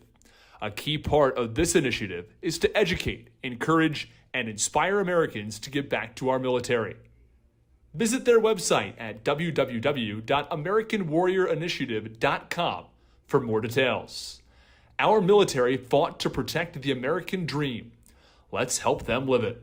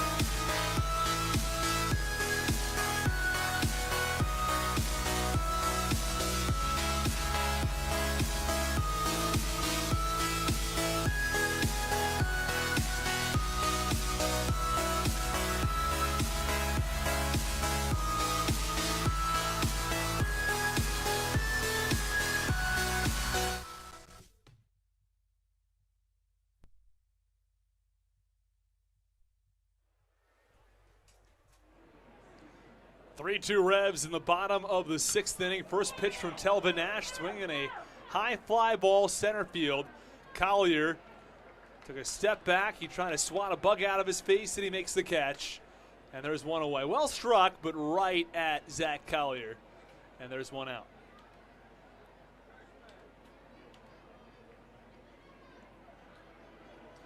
Here comes Nelly Rodriguez, a cleanup hitter. With one out in the bottom of the 6th inning. Pitch count remains low for Thompson, but it's not the start he was probably looking for today. Having allowed 3 runs across 5 1/3. 3 runs on only 5 hits. Hasn't walked a batter, so I mean the whip is still very low. And I think all things considered, it's been a good start. But Darryl Thompson standards, maybe not so much. Pitch a little bit low and away, and the count 1-0. His whip on the season is at 1.07, and his whip on the game is below 1. So gives you an idea of where he is and how well he's doing. He's allowed only 5 walks plus hits across 5 1/3 innings. 1-0 pitch, called strike on the outside corner. The count 1-1 on Nelly Rodriguez. Rodriguez, a .247 hitter with 22 home runs. 1-1 pitch, called strike. Count 1-2 on Rodriguez.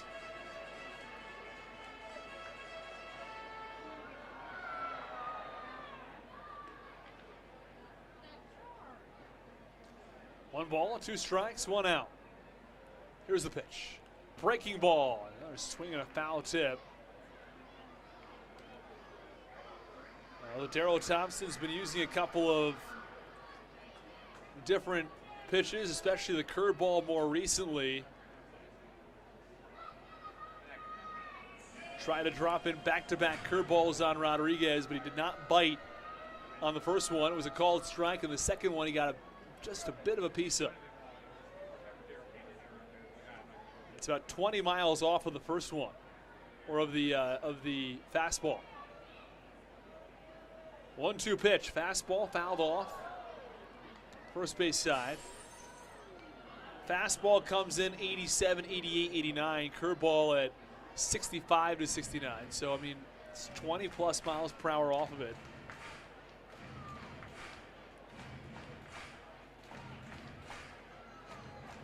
Now, last fastball at 88. And the 1-2. Breaking ball, fouled off. Funny enough, we've seen 3 curveballs from Daryl Thompson here in the 6th. We saw 2 curveballs from Daryl Thompson in his entire start last time out. It gives you an idea of the difference between what we saw on Saturday and what we're seeing tonight. Not that one is better than the other necessarily. 1-2. But when that's upstairs count, but when Daryl Thompson's pitching his best baseball, he doesn't use that curveball that much. It's a really, really good curveball, but the change in velocity on the fastball and his ability to pinpoint accuracy where that pitch is going, that's the difference maker. 2-2 pitch. It's low and it's foul away though. Third base side. Count goes to 2 balls and 2 strikes. That was the 8th pitch of the at-bat. As Rodriguez steps back in. Bottom of the 6th, 3-2, York over the Blue Crabs. 2-2 pitch. Swinging a high fly ball, well struck left center. It sends Sundberg back to the warning track, into the wall, he leaps, and that ball's out of here. Solo home run off the bat of Nelly Rodriguez, who goes deep over the wall in left center. It's a 4-2 lead for the Revs. The Revs bats get to Daryl Thompson tonight. A 4-2 lead for York over the Blue Crabs. And after one of the best starts of Daryl Thompson's career, it's been a bit of a tough go tonight. 4 runs on 6 hits across 5 1/3. You have to wonder how much longer the leash will be on Thompson. The Blue Crabs by no means out of this ball game, but they're certainly find themselves in a tough spot as the long ball getting to Thompson here in the 5th and 6th. First pitch to Meso, big wave and a miss on a fastball, and the count 0-1. And Thompson was trying a lot of different pitches in that at bat. Settled on the changeup, and it was blasted out of the ballpark. Pitch upstairs, count 1-1. Thompson's got a good fastball with a lot of good movement on it. The curveball is really good. The changeup's been hit a few times, though, and here's the pitch. Foul ball off of the mask of Ryan Haug in the count 1-2.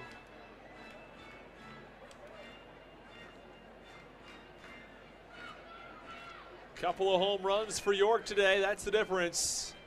A 2-run shot in the 5th. And a solo shot here in the 6th as well.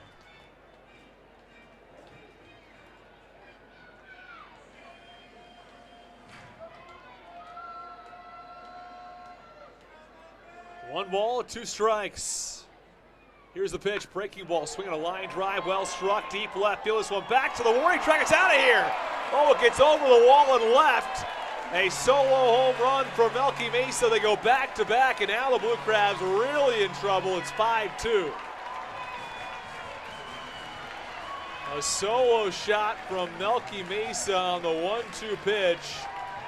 It's a breaking ball. This time it was the curveball left out over the plate, and he smashed it over the wall and left. 5-2, York over Southern Maryland.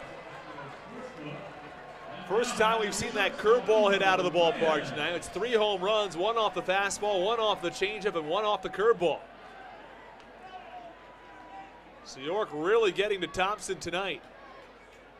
Here's the first pitch.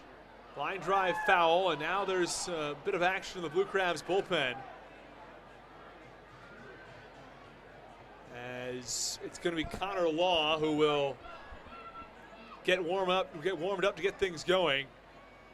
And the first pitch is one line drive, right field side foul. And this is a ballpark that's certainly a hitter's park, and should the Blue Crabs get a rally going in the 7th, 8th, and 9th, they can still, come back in this ball game. But things can't get, much further unwound than where they are right now before you really risk running yourself out of this ball game. Count 0-2 now on Elmer Reyes. It's 5-2.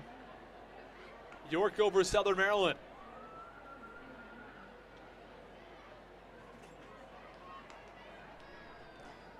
Connor Law potentially seeing his first action today. 0-2 ground ball over to short. Baca double clutches and fires, and there are 2 away.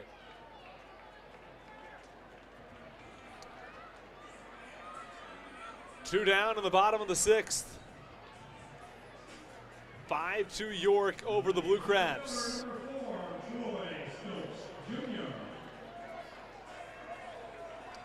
Troy Stokes Jr. comes to the plate.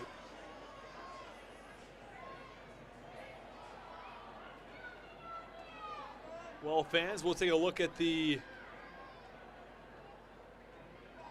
some of the comments in the YouTube chat. We'll give you some shout-outs in this ball game. Pitch, swing and a miss.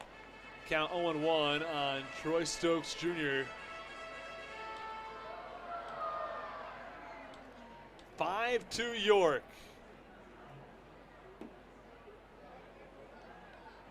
And the pitch, that's low. We have a comment from Donnie Geeky saying, "Let's go Blue Crabs," watching from Powder Springs, Georgia. I'd have to guess Ty Cobb on stealing most steals in a season. This ball belted to left center, back at the warning track, and one hops the wall.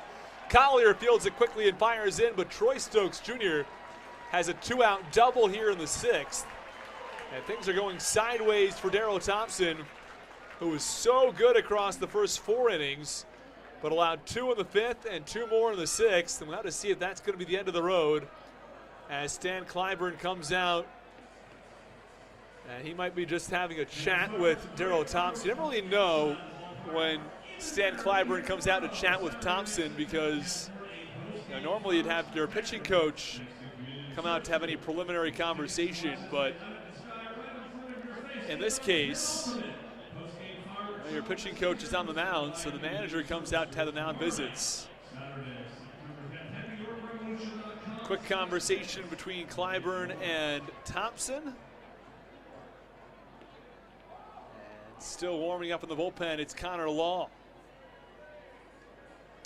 He said Ty Cobb on stealing home most times in a season. Not too sure how many, but he guesses 6 times.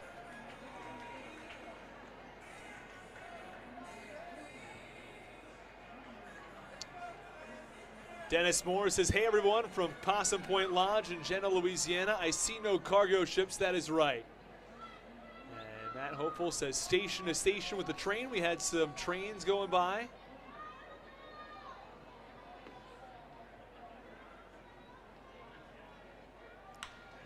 And the pitch, line drive right back up the middle. It's a base hit. They're going to send Stokes around third. A throw to the plate. It's a good one, and they got him. Collier to the plate. They throw out Troy Stokes Jr. on a bang-bang play, and maybe that'll give the Blue Crabs a bit of a momentum boost, throwing out the runner at the plate. They trail by 3 as York adds 2 on 2 home runs here in the 6th. 5-2 Revs as we go to the top of the 7th on the Hometown Real Estate Broadcast Network.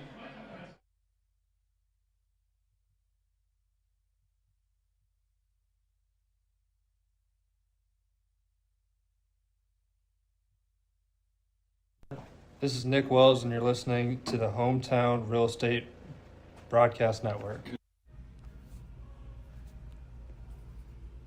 Come stay at the Holiday Inn Express Waldorf, where teamwork makes the dream work. a proud sponsor of the Southern Maryland Blue Crabs and your home away from home. The Holiday Inn Express is located at 11,370 Days Court. That's 11370 Days Court, Waldorf, near the Waldorf Shoppers World Shopping Center. Call 301-932-9200 to make a reservation or look us up at ihg.com or on the IHG app. Come put your feet up and enjoy the complimentary free breakfast and indoor heated pool at the Holiday Inn Express, Waldorf.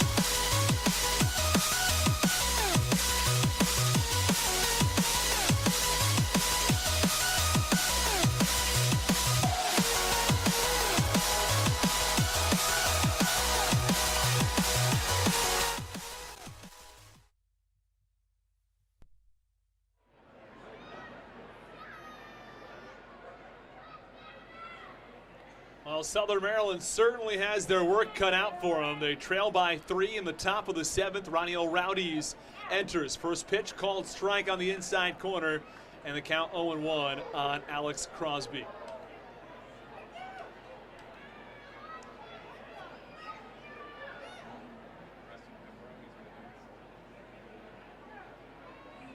And the pitch. Top foul between the legs of the catcher, John Nunez, and the count 0-2 now on Crosby, who will be leaving for Great Britain, or to represent Great Britain in Germany. Count 0-2.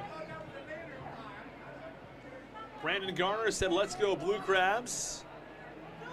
Let's get some runs."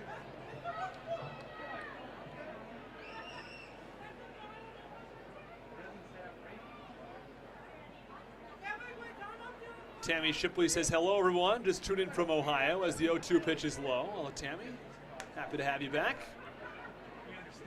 The cannon blast is, well, it's loud. It's surprising if you weren't expecting it. Blaine Pilkerton, our official scorer, says comeback time. Here is the 1-2. Foul ball. Flex off the catcher, John Nunez, and the count remains a ball and 2 strikes.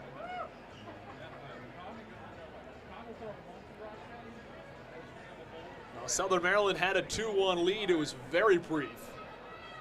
It's 1-0 York in the bottom of the first. The Blue Crabs responded with a run in the top of the third, one more in the top of the fifth. But in the bottom of the fifth, York took that 3-2 lead. And now a 5-2 lead after 2 home runs in the sixth. Pitch fouled back. And the count 1-2 it remains on Alex Crosby. Again, our trivia question today: the most steals of home plate in a single season in MLB history. We had Alex Crosby guess 9. We had Donnie Geeky say he thought it was Ty Cobb. He guessed 6. We'll give you the answer in the bottom of the 7th as the 1-2 is top foul first base side. And the count remains 1-2. Crosby hitting .275 on the year with 8 homers and 78 RBIs.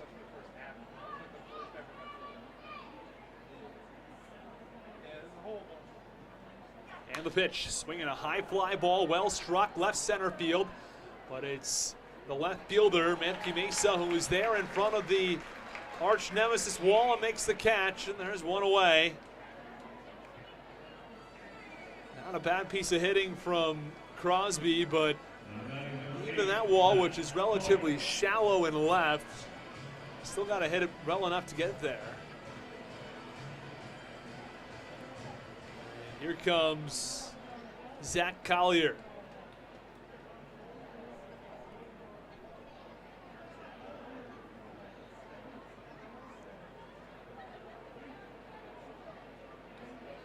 First pitch to Collier.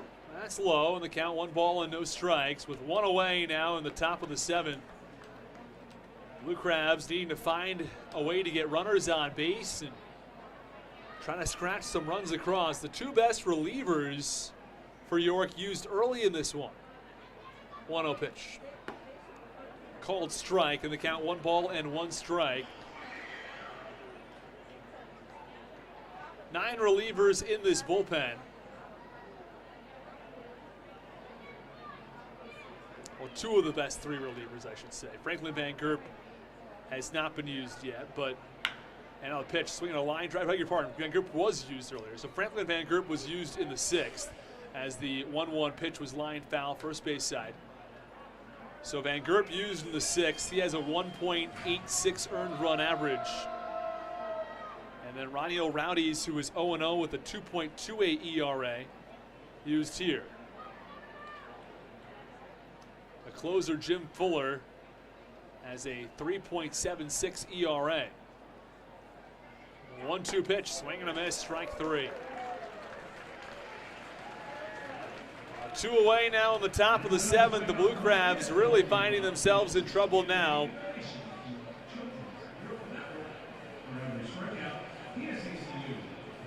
Here comes Jared Walker. Other options they've got. They might go to Kyle Zurich for the 8th. Had a strong minor league career. He's 0-1 with a 3.68 ERA here in the Atlantic League. Ronnie O'Rowdy's has been dominant this year. A 2.28 ERA. And the pitch, called strike, count 0-1.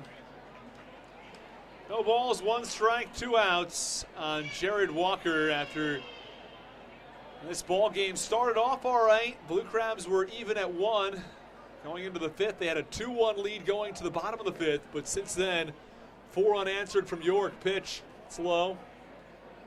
Count 1 ball and 1 strike. 5-2 York.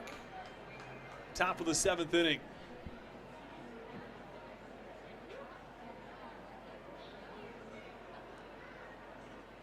Rowdy's set. Here is the pitch. Called strike 2, and the count 1-2 now on Jared Walker. Oh, Blue Crabs don't really deserve to be up right now. They've been out hit 9-3 tonight.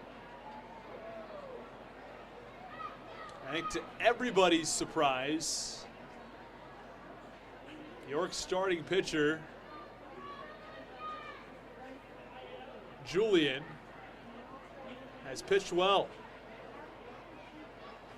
And the pitch is inside on the 1-2, count 2-2. Davis Julian made his debut, was really, really good. 5 innings, 3 hits, 2 runs, 1 earned, no walks. He didn't strike anybody out. And 26 innings in 2019, he walked 23 batters in 26 innings, but did not walk anyone across 5 today. Really, really impressive. Some hard contact, but no runs, just 3 hits. Pitch. Slow ground ball, broken bat over to second. Fielded by Perez. The throw to first in time to get Jared Walker, and that ends the top of the 7th. Time to get up and stretch here in York, Pennsylvania. The Revs have a good chance at taking home game 1 of this 3-game set. That would end the Blue Crabs' quest for the best winning percentage in Atlantic League history. Either way, we're done with 6.5. The York Revolution have a 5-2 lead on the Hometown Real Estate Broadcast Network.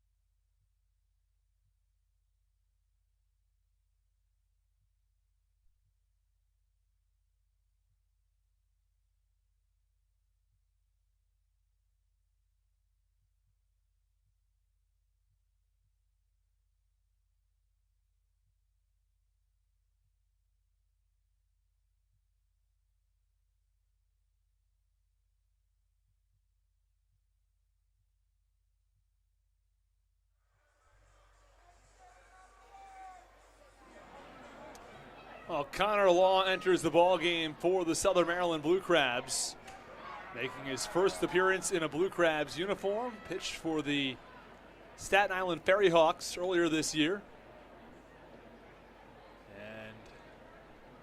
And Law gets the sign from his catcher. But Herrera steps down. He'll now dig back in. Law, a right-handed pitcher who was used in many high-leverage situations for Staten Island. And the first pitch, a little low and away, and the count 1-0. I think Stan Clyburn here is trying to get an idea of what Connor Law is going to do here with the Blue Crabs and his role he'll play. I think that he might sort of slot into a 6th, 7th inning role, and have to see where Latos plays in everything as the 1-0 pitch, swing and a miss, count 1-1. Briseño is really slotted in there in the 8th. And I think that you can use Baker and Dykstra 6th, 7th, 8th, and then where Latos fits in the 9th, and then where does Connor Law fit in. There are a lot of pieces here in this bullpen. And the pitch. Swinging a ground ball over to second. Oh, Wolanski couldn't field it on the backhand. Takes a bad hop into center field. Josue Herrera had a long way to go on that one on the single there. A hard hit ball as well. It's going to be a base hit. I think that's the right call. He had to move to get there, and Wolanski had a really tough play on the backhand. Base hit for Josue Herrera. Runner on first base, and nobody out.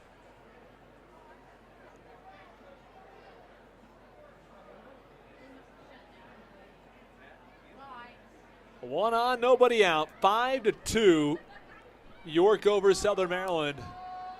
And the pitch is low, and the count 1 ball and no strikes on J.C. Encarnacion, the leadoff man.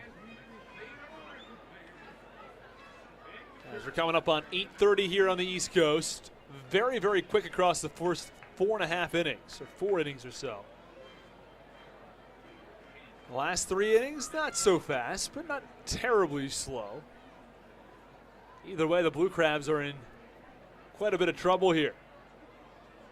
Down 5-2 with a runner on first and nobody out. Here's the pitch from Law. That was a changeup, a little bit upstairs, and the count 2-0 from the righty. Connor Law with a 2.75 ERA during his time on Staten Island. And the 2-0. That's up and away. Count 3-0 now. As Connor Law has found himself in a little bit of trouble.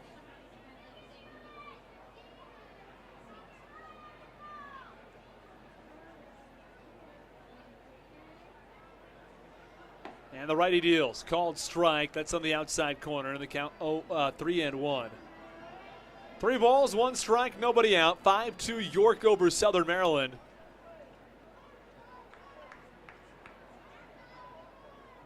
I'll give you an update from some numbers around the Atlantic League. 3-1 pitch. Called strike in the count 3-2. Gastonia over Lexington 8-0 in the top of the 6th. The Barnstormers lead Charleston 6-2 in the top of the 7th. Long Island on top of Staten Island 4-3. That's in the bottom of the 5th. And High Point leads Wild Health 9-1. 3-1 again, top foul count 3-2 after the fastball from Connor Law was driven foul. Law's been throwing 91, 92 with the fastball. The slider comes in more right around 84, 85. So it's a faster slider. It's got some real heat to it. 3-2 pitch. Another fastball foul back. That one came in at 93. Count remains 3 balls and 2 strikes. This will be the 8th pitch of the at-bat to Encarnacion, who's 0 for 3 with 3 strikeouts, but I'm sure he'd like to draw a walk at this point. Law's come back with 4 consecutive strikes. Oh, that last one was probably up and in. pitch. That is up and in. It's ball 4. 2 on, nobody out in the bottom of the 7th inning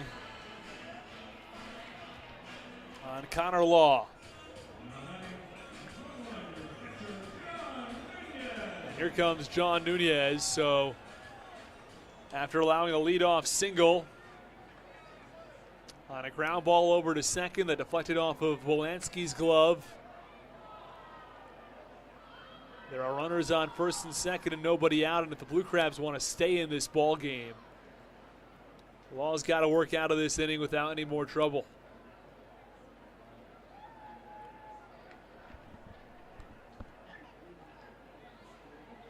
Law comes set. Here's the pitch to Nunez. On the ground over to third. Crosby's got it. Oh, and he lost it. Everybody's going to be safe. Would have had the lead out at third base. It's going to be an error against Crosby. That's his 3rd error in the last 3 games. Been a tough go for Alex Crosby on an error. Would have had the lead out at third. He might have had 2 there. But instead, it's the bases loaded and nobody out.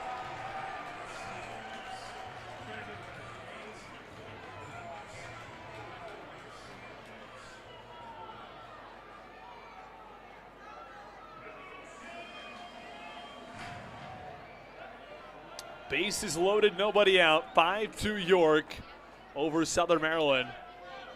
And Telvin Nash in the middle of this York batting order to the plate. And the first pitch upstairs, count 1-0 on Telvin Nash. Things going from bad to worse for Southern Maryland here in the bottom of the 7th. A ball game you come into and you really expect the Blue Crabs to win a game like this. The Revs go to Davis Julian in his first start in 3 years. 1-0 pitch. That's low and away, count 2-0. The Blue Crabs go to one of the favorites in the Pitcher of the Year race in the Atlantic League. In between Davis Julian's last 2 appearances, Thompson's won 2 Pitcher of the Year awards. 2-0 pitch, swing and a miss on a slider. The count 2-1. But either way, it's Davis Julian who got the best of him.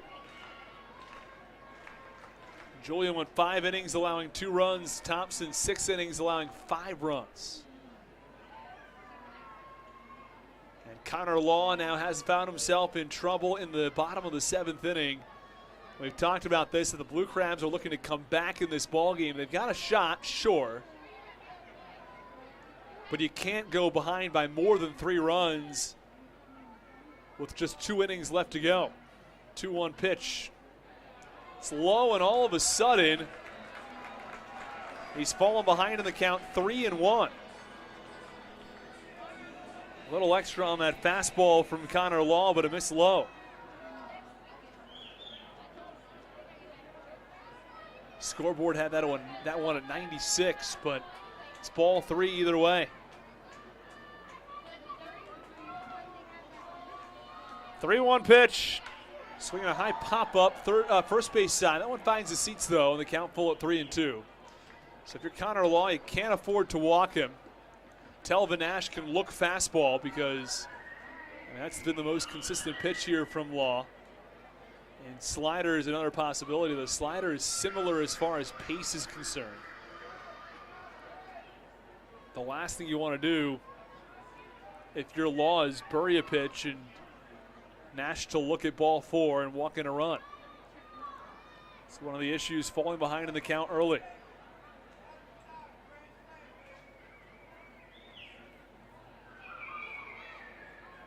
Three balls, 2 strikes, 1 out.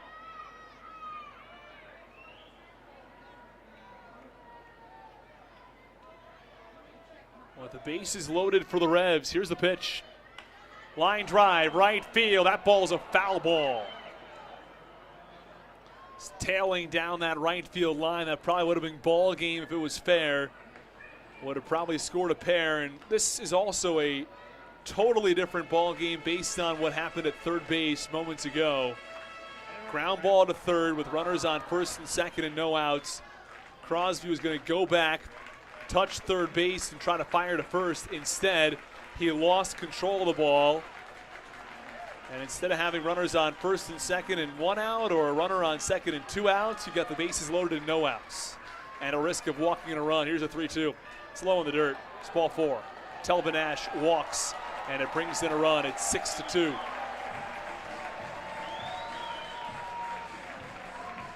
And the Revs have a 6-2 lead over the Blue Crabs here in the bottom of the 7th. Darryl Thompson is now going to come out to have a visit with Connor Law after the damage is already done. 6-2 York over Southern Maryland, and then things aren't getting any easier as Nelly Rodriguez will come to the plate. It's been a tough go of things for Connor Law as the Blue Crabs look like they are going to drop game 1 here unless they've got some incredible comeback down the stretch. Blue Crabs team that has scored only 2 runs on 3 hits tonight. As Nelly Rodriguez will come to the plate. You'd have to imagine the play is at the plate. You can't really afford to say, okay, 4 runs, maybe 5 runs, whatever you go with. Maybe the play is at second or at the closest base, but you'd think you'd probably go home.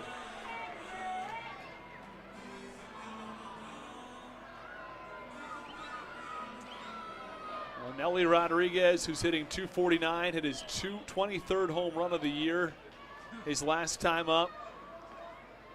Comes to the plate with the bases loaded. The first pitch called strike, and the count 0-1.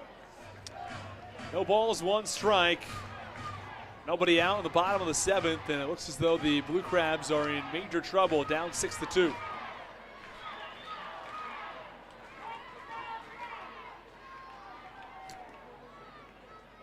Even if the Blue Crabs were to get out of this somehow. 0-1 pitch. Called strike, count 0-2. I mean, it still presents the problem of you got to find your way back and put together 4 runs in the 8th and 9th. And Dalton Geeky now up and throwing here in the bottom of the 7th.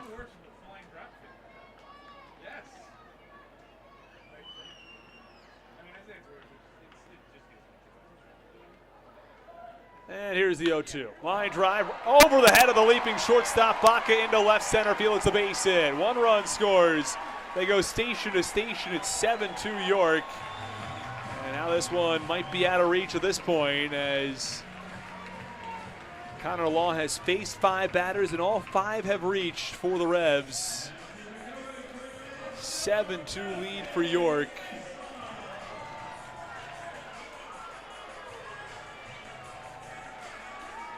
One of those appearances for Connor Law where you come in and you get a little bit unlucky, and this could have gone in a very different direction if Michael Belansky comes up with that ball at second base, if Alex Crosby makes that play at third base, if Michael Baca manages to catch that ball at shortstop. That's not the way things go tonight. And the first pitch in there, a little bit low, I guess, count 1-0. Bases are still loaded. A 2-run 7th for now, but could be much, much more with the bases loaded and nobody out. Pitch on the ground over to first, past the outstretched reach of Walker. 1 run scores from third. They're going to have another one to the plate. The throw is offline. It's a 2-run single from Melky Mesa and a 9-2 lead for the Revs. And this one has spiraled completely out of control here in the 7th. A 4-run 7th inning against Connor Law. And here comes Elmer Reyes. You have to wonder if that will do it for Law, having allowed 4 runs here in the 7th.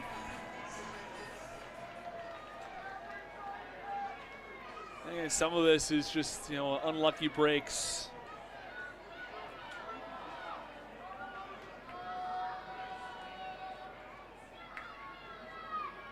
And the pitch. That's low, and the count 1 ball and no strikes. Yeah, defense wasn't really there here for the relief pitcher Connor Law. Of course, the error at third base costing him.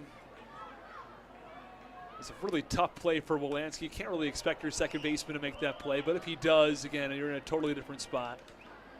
As that one fouled off by Elmer Reyes. 1 ball, 1 strike, nobody out. 7th batter to the plate for York here in the 7th. And the Blue Crabs at this point appear out of reach, down 9-2. 1-1 top foul count. 1 ball and 2 strikes. I think if you're Stan Clyburn at this point, you look at, okay, we acquired Connor Law. The trade was made for Connor Law last Thursday when the Blue Crabs were on the road. They acquired Connor Law. He did not come to Southern Maryland for that home series. 1-2 pitch, called strike 3 on Elmer Reyes on a breaking ball, and there is 1 away. But going back to that last point, you trade for someone on a Thursday. He doesn't join the team until Tuesday in the series against his former team. So he hasn't done anything for 4 days. I'm sure he's going through a routine he normally does between appearances. Then you play 3 games on Staten Island, does not pitch in any of those 3 games. So now he's gone 7 days. This is the 8th day since his trade. So it's not particularly surprising that he's run into trouble here. Pitch called strike. 93-mile-an-hour fastball, the count 0-1. You add into that some suspect fielding here, and you get a 4-run 7th inning.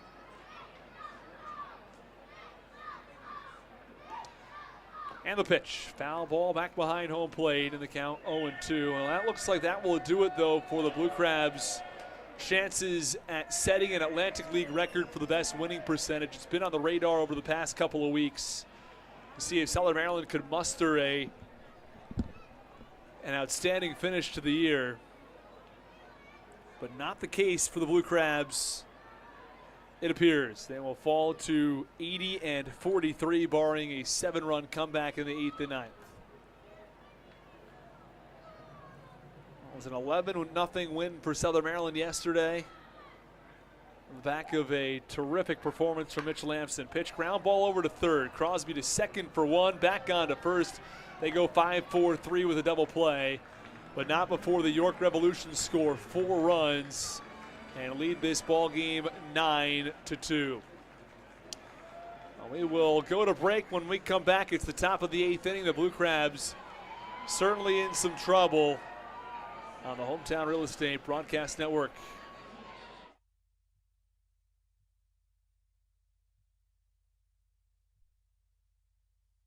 This is Michael Baca, and you're listening to the Hometown Real Estate Broadcast Network.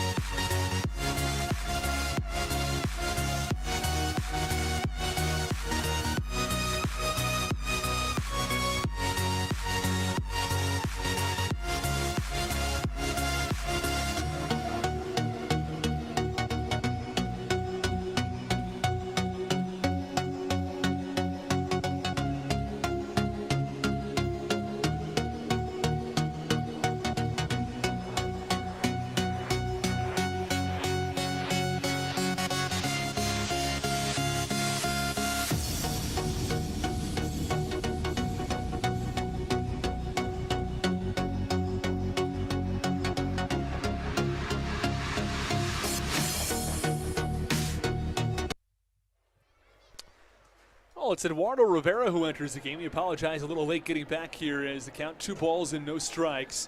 2-0 pitch to Hogg is upstairs, and the count 3-0 on Ryan Haug. As it's Eduardo Rivera who will be starting on Sunday, who is in the ball game. Sort of the situation that the Revs find themselves in. I don't know, maybe he'll go 2 innings here, but this is not traditional. 3-0 pitch is low, it's ball 4, and Haug reaches. Runner on first base with nobody out as Michael Baca will come to the plate. Southern Maryland down 7, 9-2 here on the top of the 8th. All right, here in York, Pennsylvania. 3 more stops on this road trip. 9 more games after tonight. As Eduardo Rivera has thrown 4 pitches and has not found the strike zone in any 4 of them. And the first pitch. It's a called strike now on Baca in the count 0-1. Well, Blue Crabs down by 7 in the top of the 8th, so looks like this might be the end of the road for that Atlantic League record chase they were hoping for. Blue Crabs would have had to finish 10-0. Looked like they had a shot last week as the pitch is a called strike on the outside corner, count 0-2. When the Blue Crabs had 18 games remaining, it would have had to finish 14-4, but they've split their last 8 games and now have to go 10-0. And it seems somewhat unrealistic coming into the game, and then add on to that this situation as the pitch is fouled off first base side. And the count 1 ball and 2 strikes. Blue Crabs have actually won back-to-back games coming in.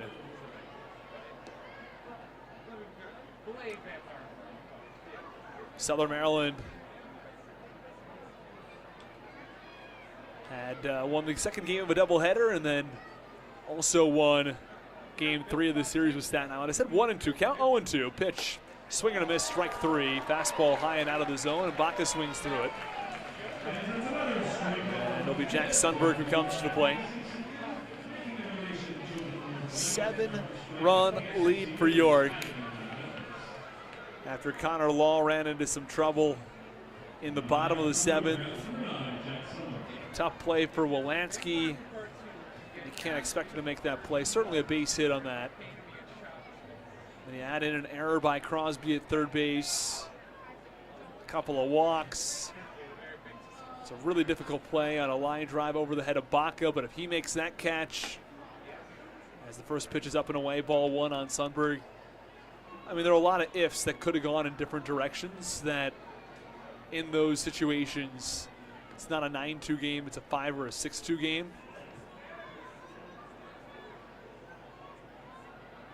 And you find you look at a game and you're like, okay, this one's still in reach as the 1-0 pitch is low and in, count 2-0 on Baca. But that's when things start to spiral. Back in game 1 of that doubleheader, it was a 1-0 Blue Crabs loss. And the reason was that it was an error at third base by Crosby that was the difference in that ball game.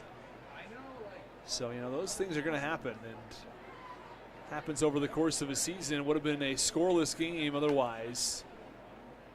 Herrera went 6 innings and allowed an unearned run. That was it. Pitch, swinging a high fly ball, belted out to deep right center field, but it's Stokes who's back on the warning track and makes the catch.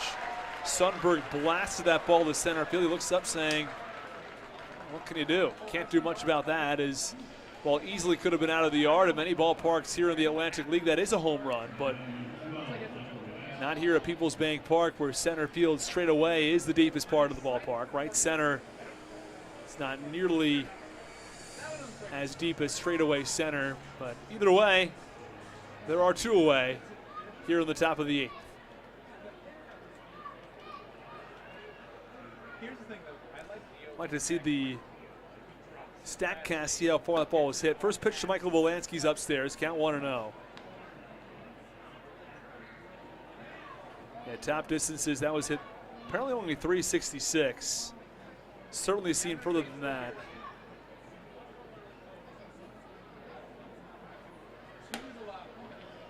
And the 1-0 pitch is up and away, count 2-0 on Wolanski.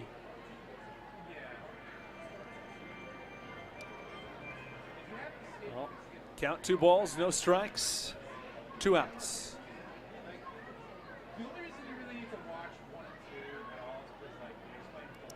And the pitch, big wave and a miss at a high fastball on the count 2-1.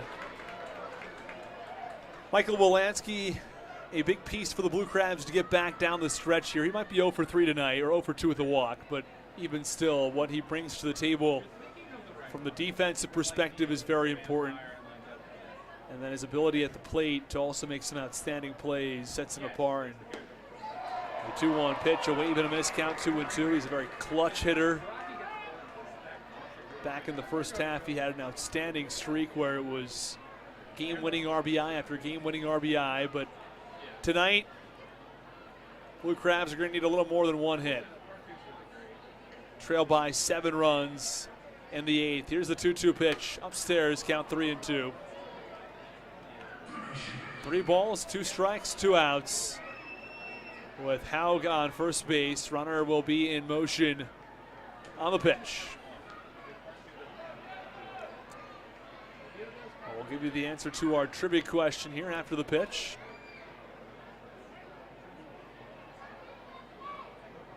Yeah, 3-2. Runners go. Pitch is low. It's ball 4.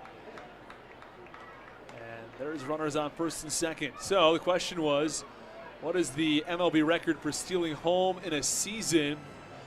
The answer, Ty Cobb. So Donnie Geeky, very well done. He had 8 steals of home plate. Also holds the record for most steals of second, third, and home in an inning with 4 times in his career. Stealing all 3 and then coming around home to score.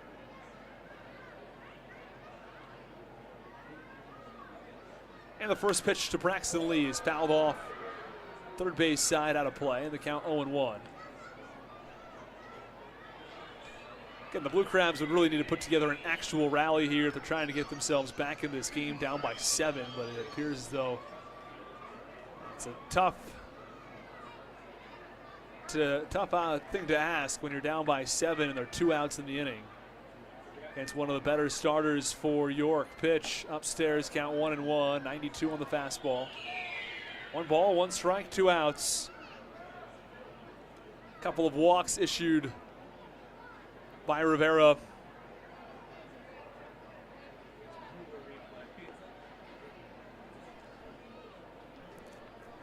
Who will throw his 20th pitch here in the inning, and you got to think, okay, he's thrown 20 in an inning. Where do you go from here? Starting on Sunday, pitch, swing and a miss.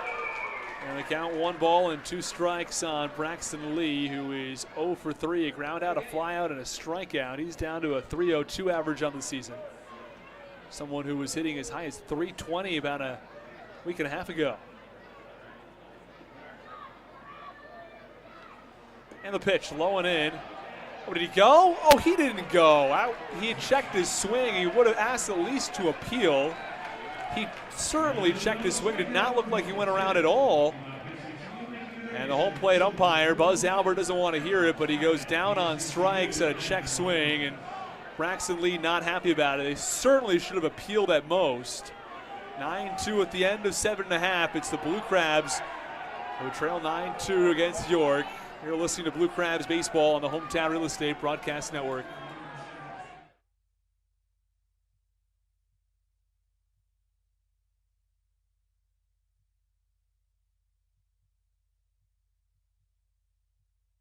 This is Michael Baca, and you're listening to the Hometown Real Estate Broadcast Network.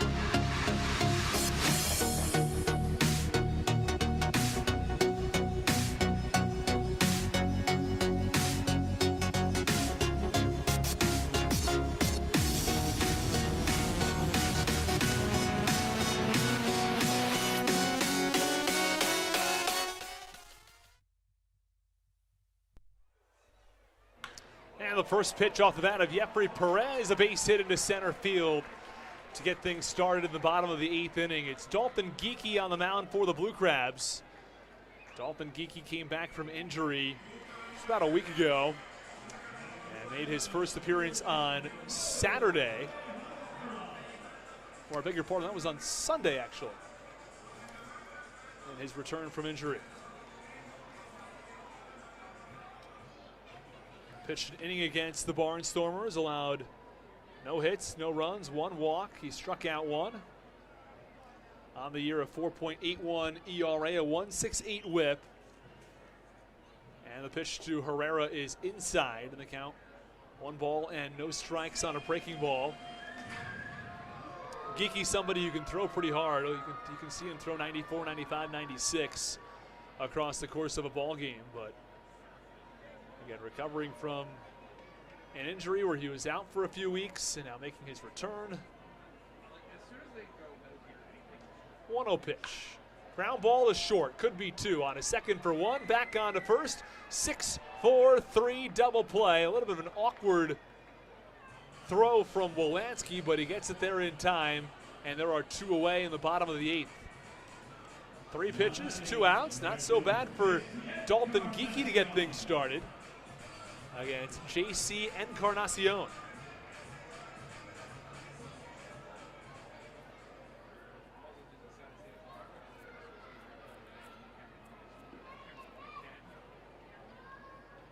Encarnacion will dig in from the right side, and here's the first pitch. Swing and a miss. Count 0-1.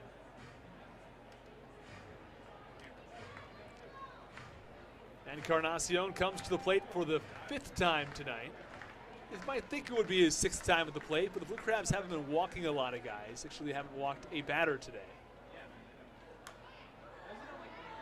Or I beg your pardon, Connor Law did. He walked 2, but no one else has. The 0-1 pitch is fouled off, and the count 0-2. Bring it back through the numbers in this ball game in just one moment. Blue Crabs looking like they're in a lot of trouble here down the stretch in the bottom of the 8th inning. And the pitch on the ground over to shortstop, fielded by Baca. Throw to first in time to get the speedy JC Encarnacion. You want a quick inning, you just got one. 5 pitches from Dalton Geekie to retire the side. At the end of 8 innings of play, it's York who has a 9-2 lead over Southern Maryland. We go to the top of the 9th in the Hometown Real Estate Broadcast Network.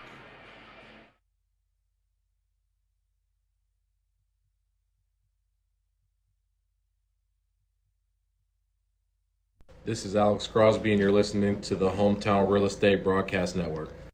At Fairway Independent Mortgage Corporation, mortgages are what they do, not who they are. Fairway Mortgage Corporation is a proud partner of the American Warrior Initiative. A key part of this initiative is to educate, encourage, and inspire Americans to give back to our military. Visit their website at www.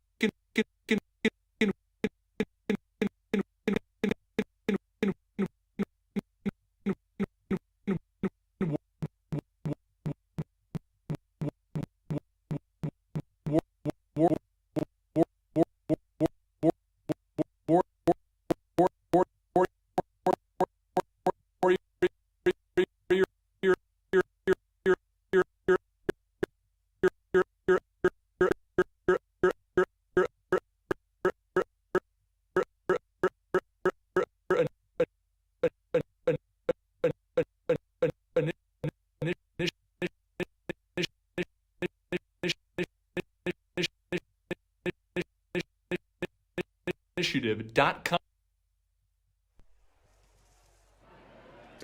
And the first pitch to Joe DeLuca is low and away in the count. 1 ball and no strikes on the righty, on the switch hitter who hits from the right side. And it's 9-2 York. Jim Fuller, the lefty, enters. It's Joe DeLuca, who's hitting .269 on the year. Pitches up and away. Count 1-0. 10 home runs. Also fought through an injury over the course of a month. And he's somebody who could very well have the Blue Crabs lead in home runs should he have played the full season here.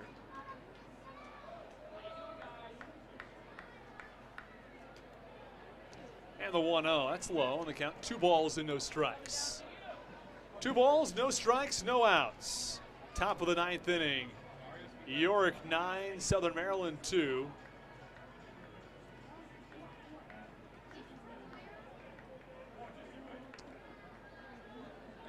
Fuller comes set. Here is the pitch. Called strike. Scoreboard has it at 3-1. I had it at 2-1. I guess we'll have to see what our. It is 3-1. Somehow missed the pitch and all that. Fuller doesn't throw all that hard, just mid-80s. Pitch swinging a high fly ball, well struck, deep right center field. This one back in front of the warning track. It's the right fielder, JC Encarnacion, who tracks it down. And there is one away.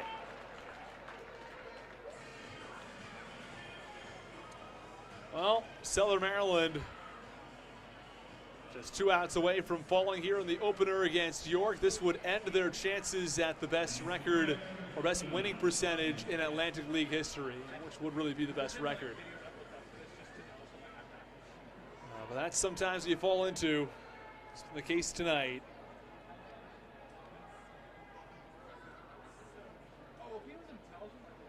And the first pitch, called strike.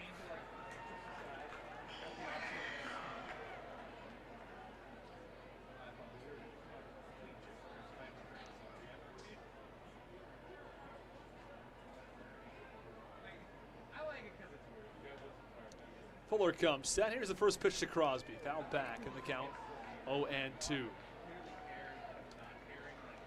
1 away in the top of the 9th. Count, no balls and 2 strikes on Crosby. Crosby hitting .274 on the year with 8 home runs. A lefty-lefty matchup here against Jim Fuller. A 9-2 ball game. Blue Crabs just 2 runs on 3 hits tonight. 0-2 pitches low and away. Count 1-2. For quite a time this year, Crosby was hitting over 300. He was one of the most consistent hitters on this team, and he still hits very well on the road, north of 200, 300, I should say. His numbers at home are those that have struggled. Those have been in the mid-200s for quite a while. Had a 2-for-5 day yesterday. Pitch was low, and the count 2 balls and 2 strikes.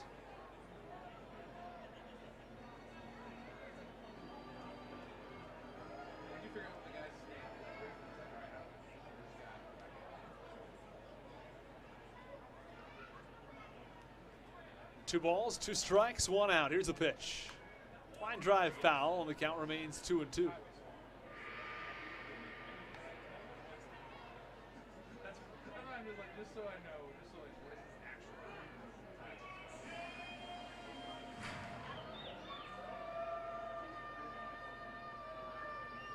Two balls, 2 strikes, 1 out on Alex Crosby. Here's the pitch. Line drive foul, third base side, and the count remains 2-2.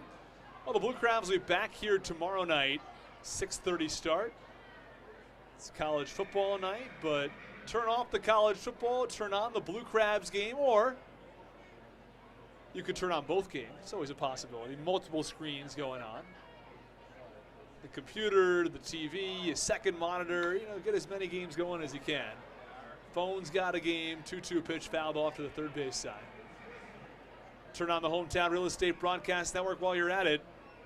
Again, the answer to our trivia question tonight, 8 by Ty Cobb. Also 4 times he stole second, third, and home in the same inning. Also an MLB record for the most in a season. And the pitch, that's line foul as well.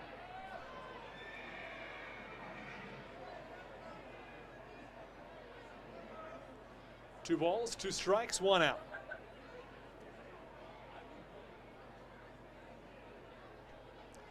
As always, we appreciate your tuning in tonight. Go through a couple more. And the pitch, line drive foul, third base side. A couple more of these YouTube comments here. Again, Blaine Pilkerton said comeback time.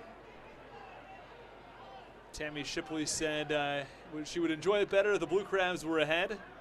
I think everybody here would probably agree, including Strasburg here, who has also entered the chat.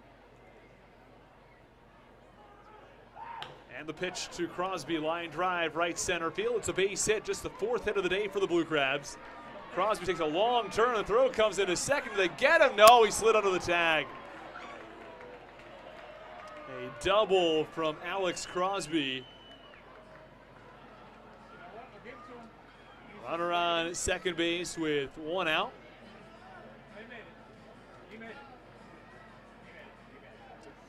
So a double for Crosby, who stumbled a little bit around first base, but still decided to go to second.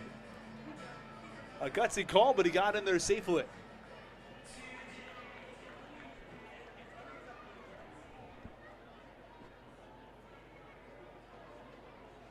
And Zach Collier digs in.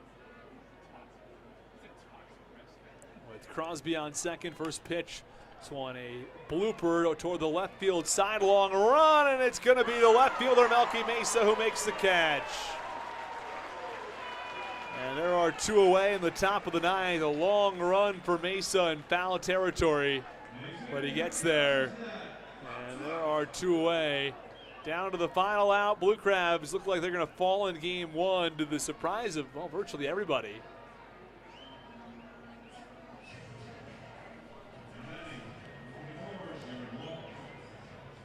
As Jared Walker will come to the plate.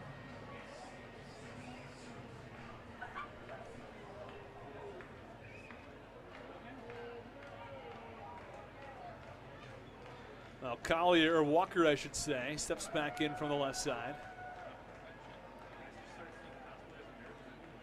And the first pitch. Check swing, did he go? No, he did not. And the count, 1 ball and no strikes. We had the NFL get underway on Thursday night. That was first sign that fall really is here. College football last weekend. Oh, that one swinging and Walker's bat goes flying. And the count, 1 ball and 1 strike with 2 outs here in the top of the 9th. 9-2 York.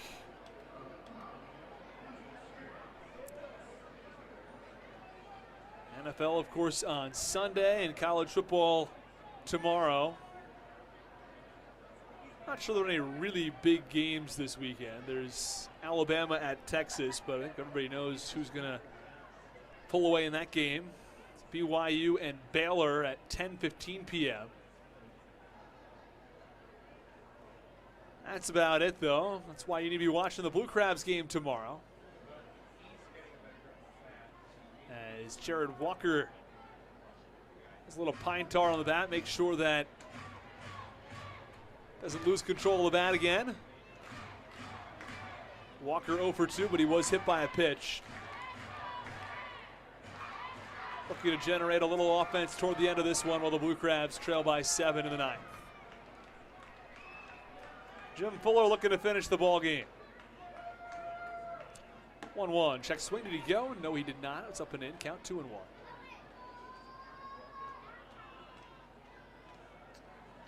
And Walker will be followed by Haug if necessary.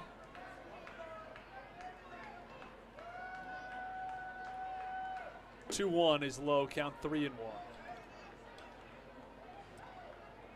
3 balls, 1 strike, 2 outs.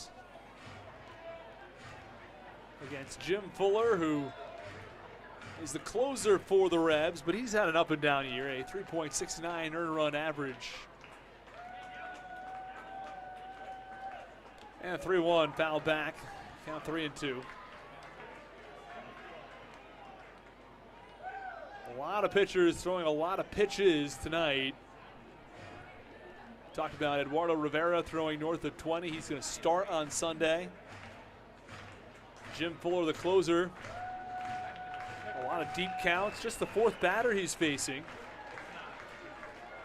The count, 3 balls and 2 strikes.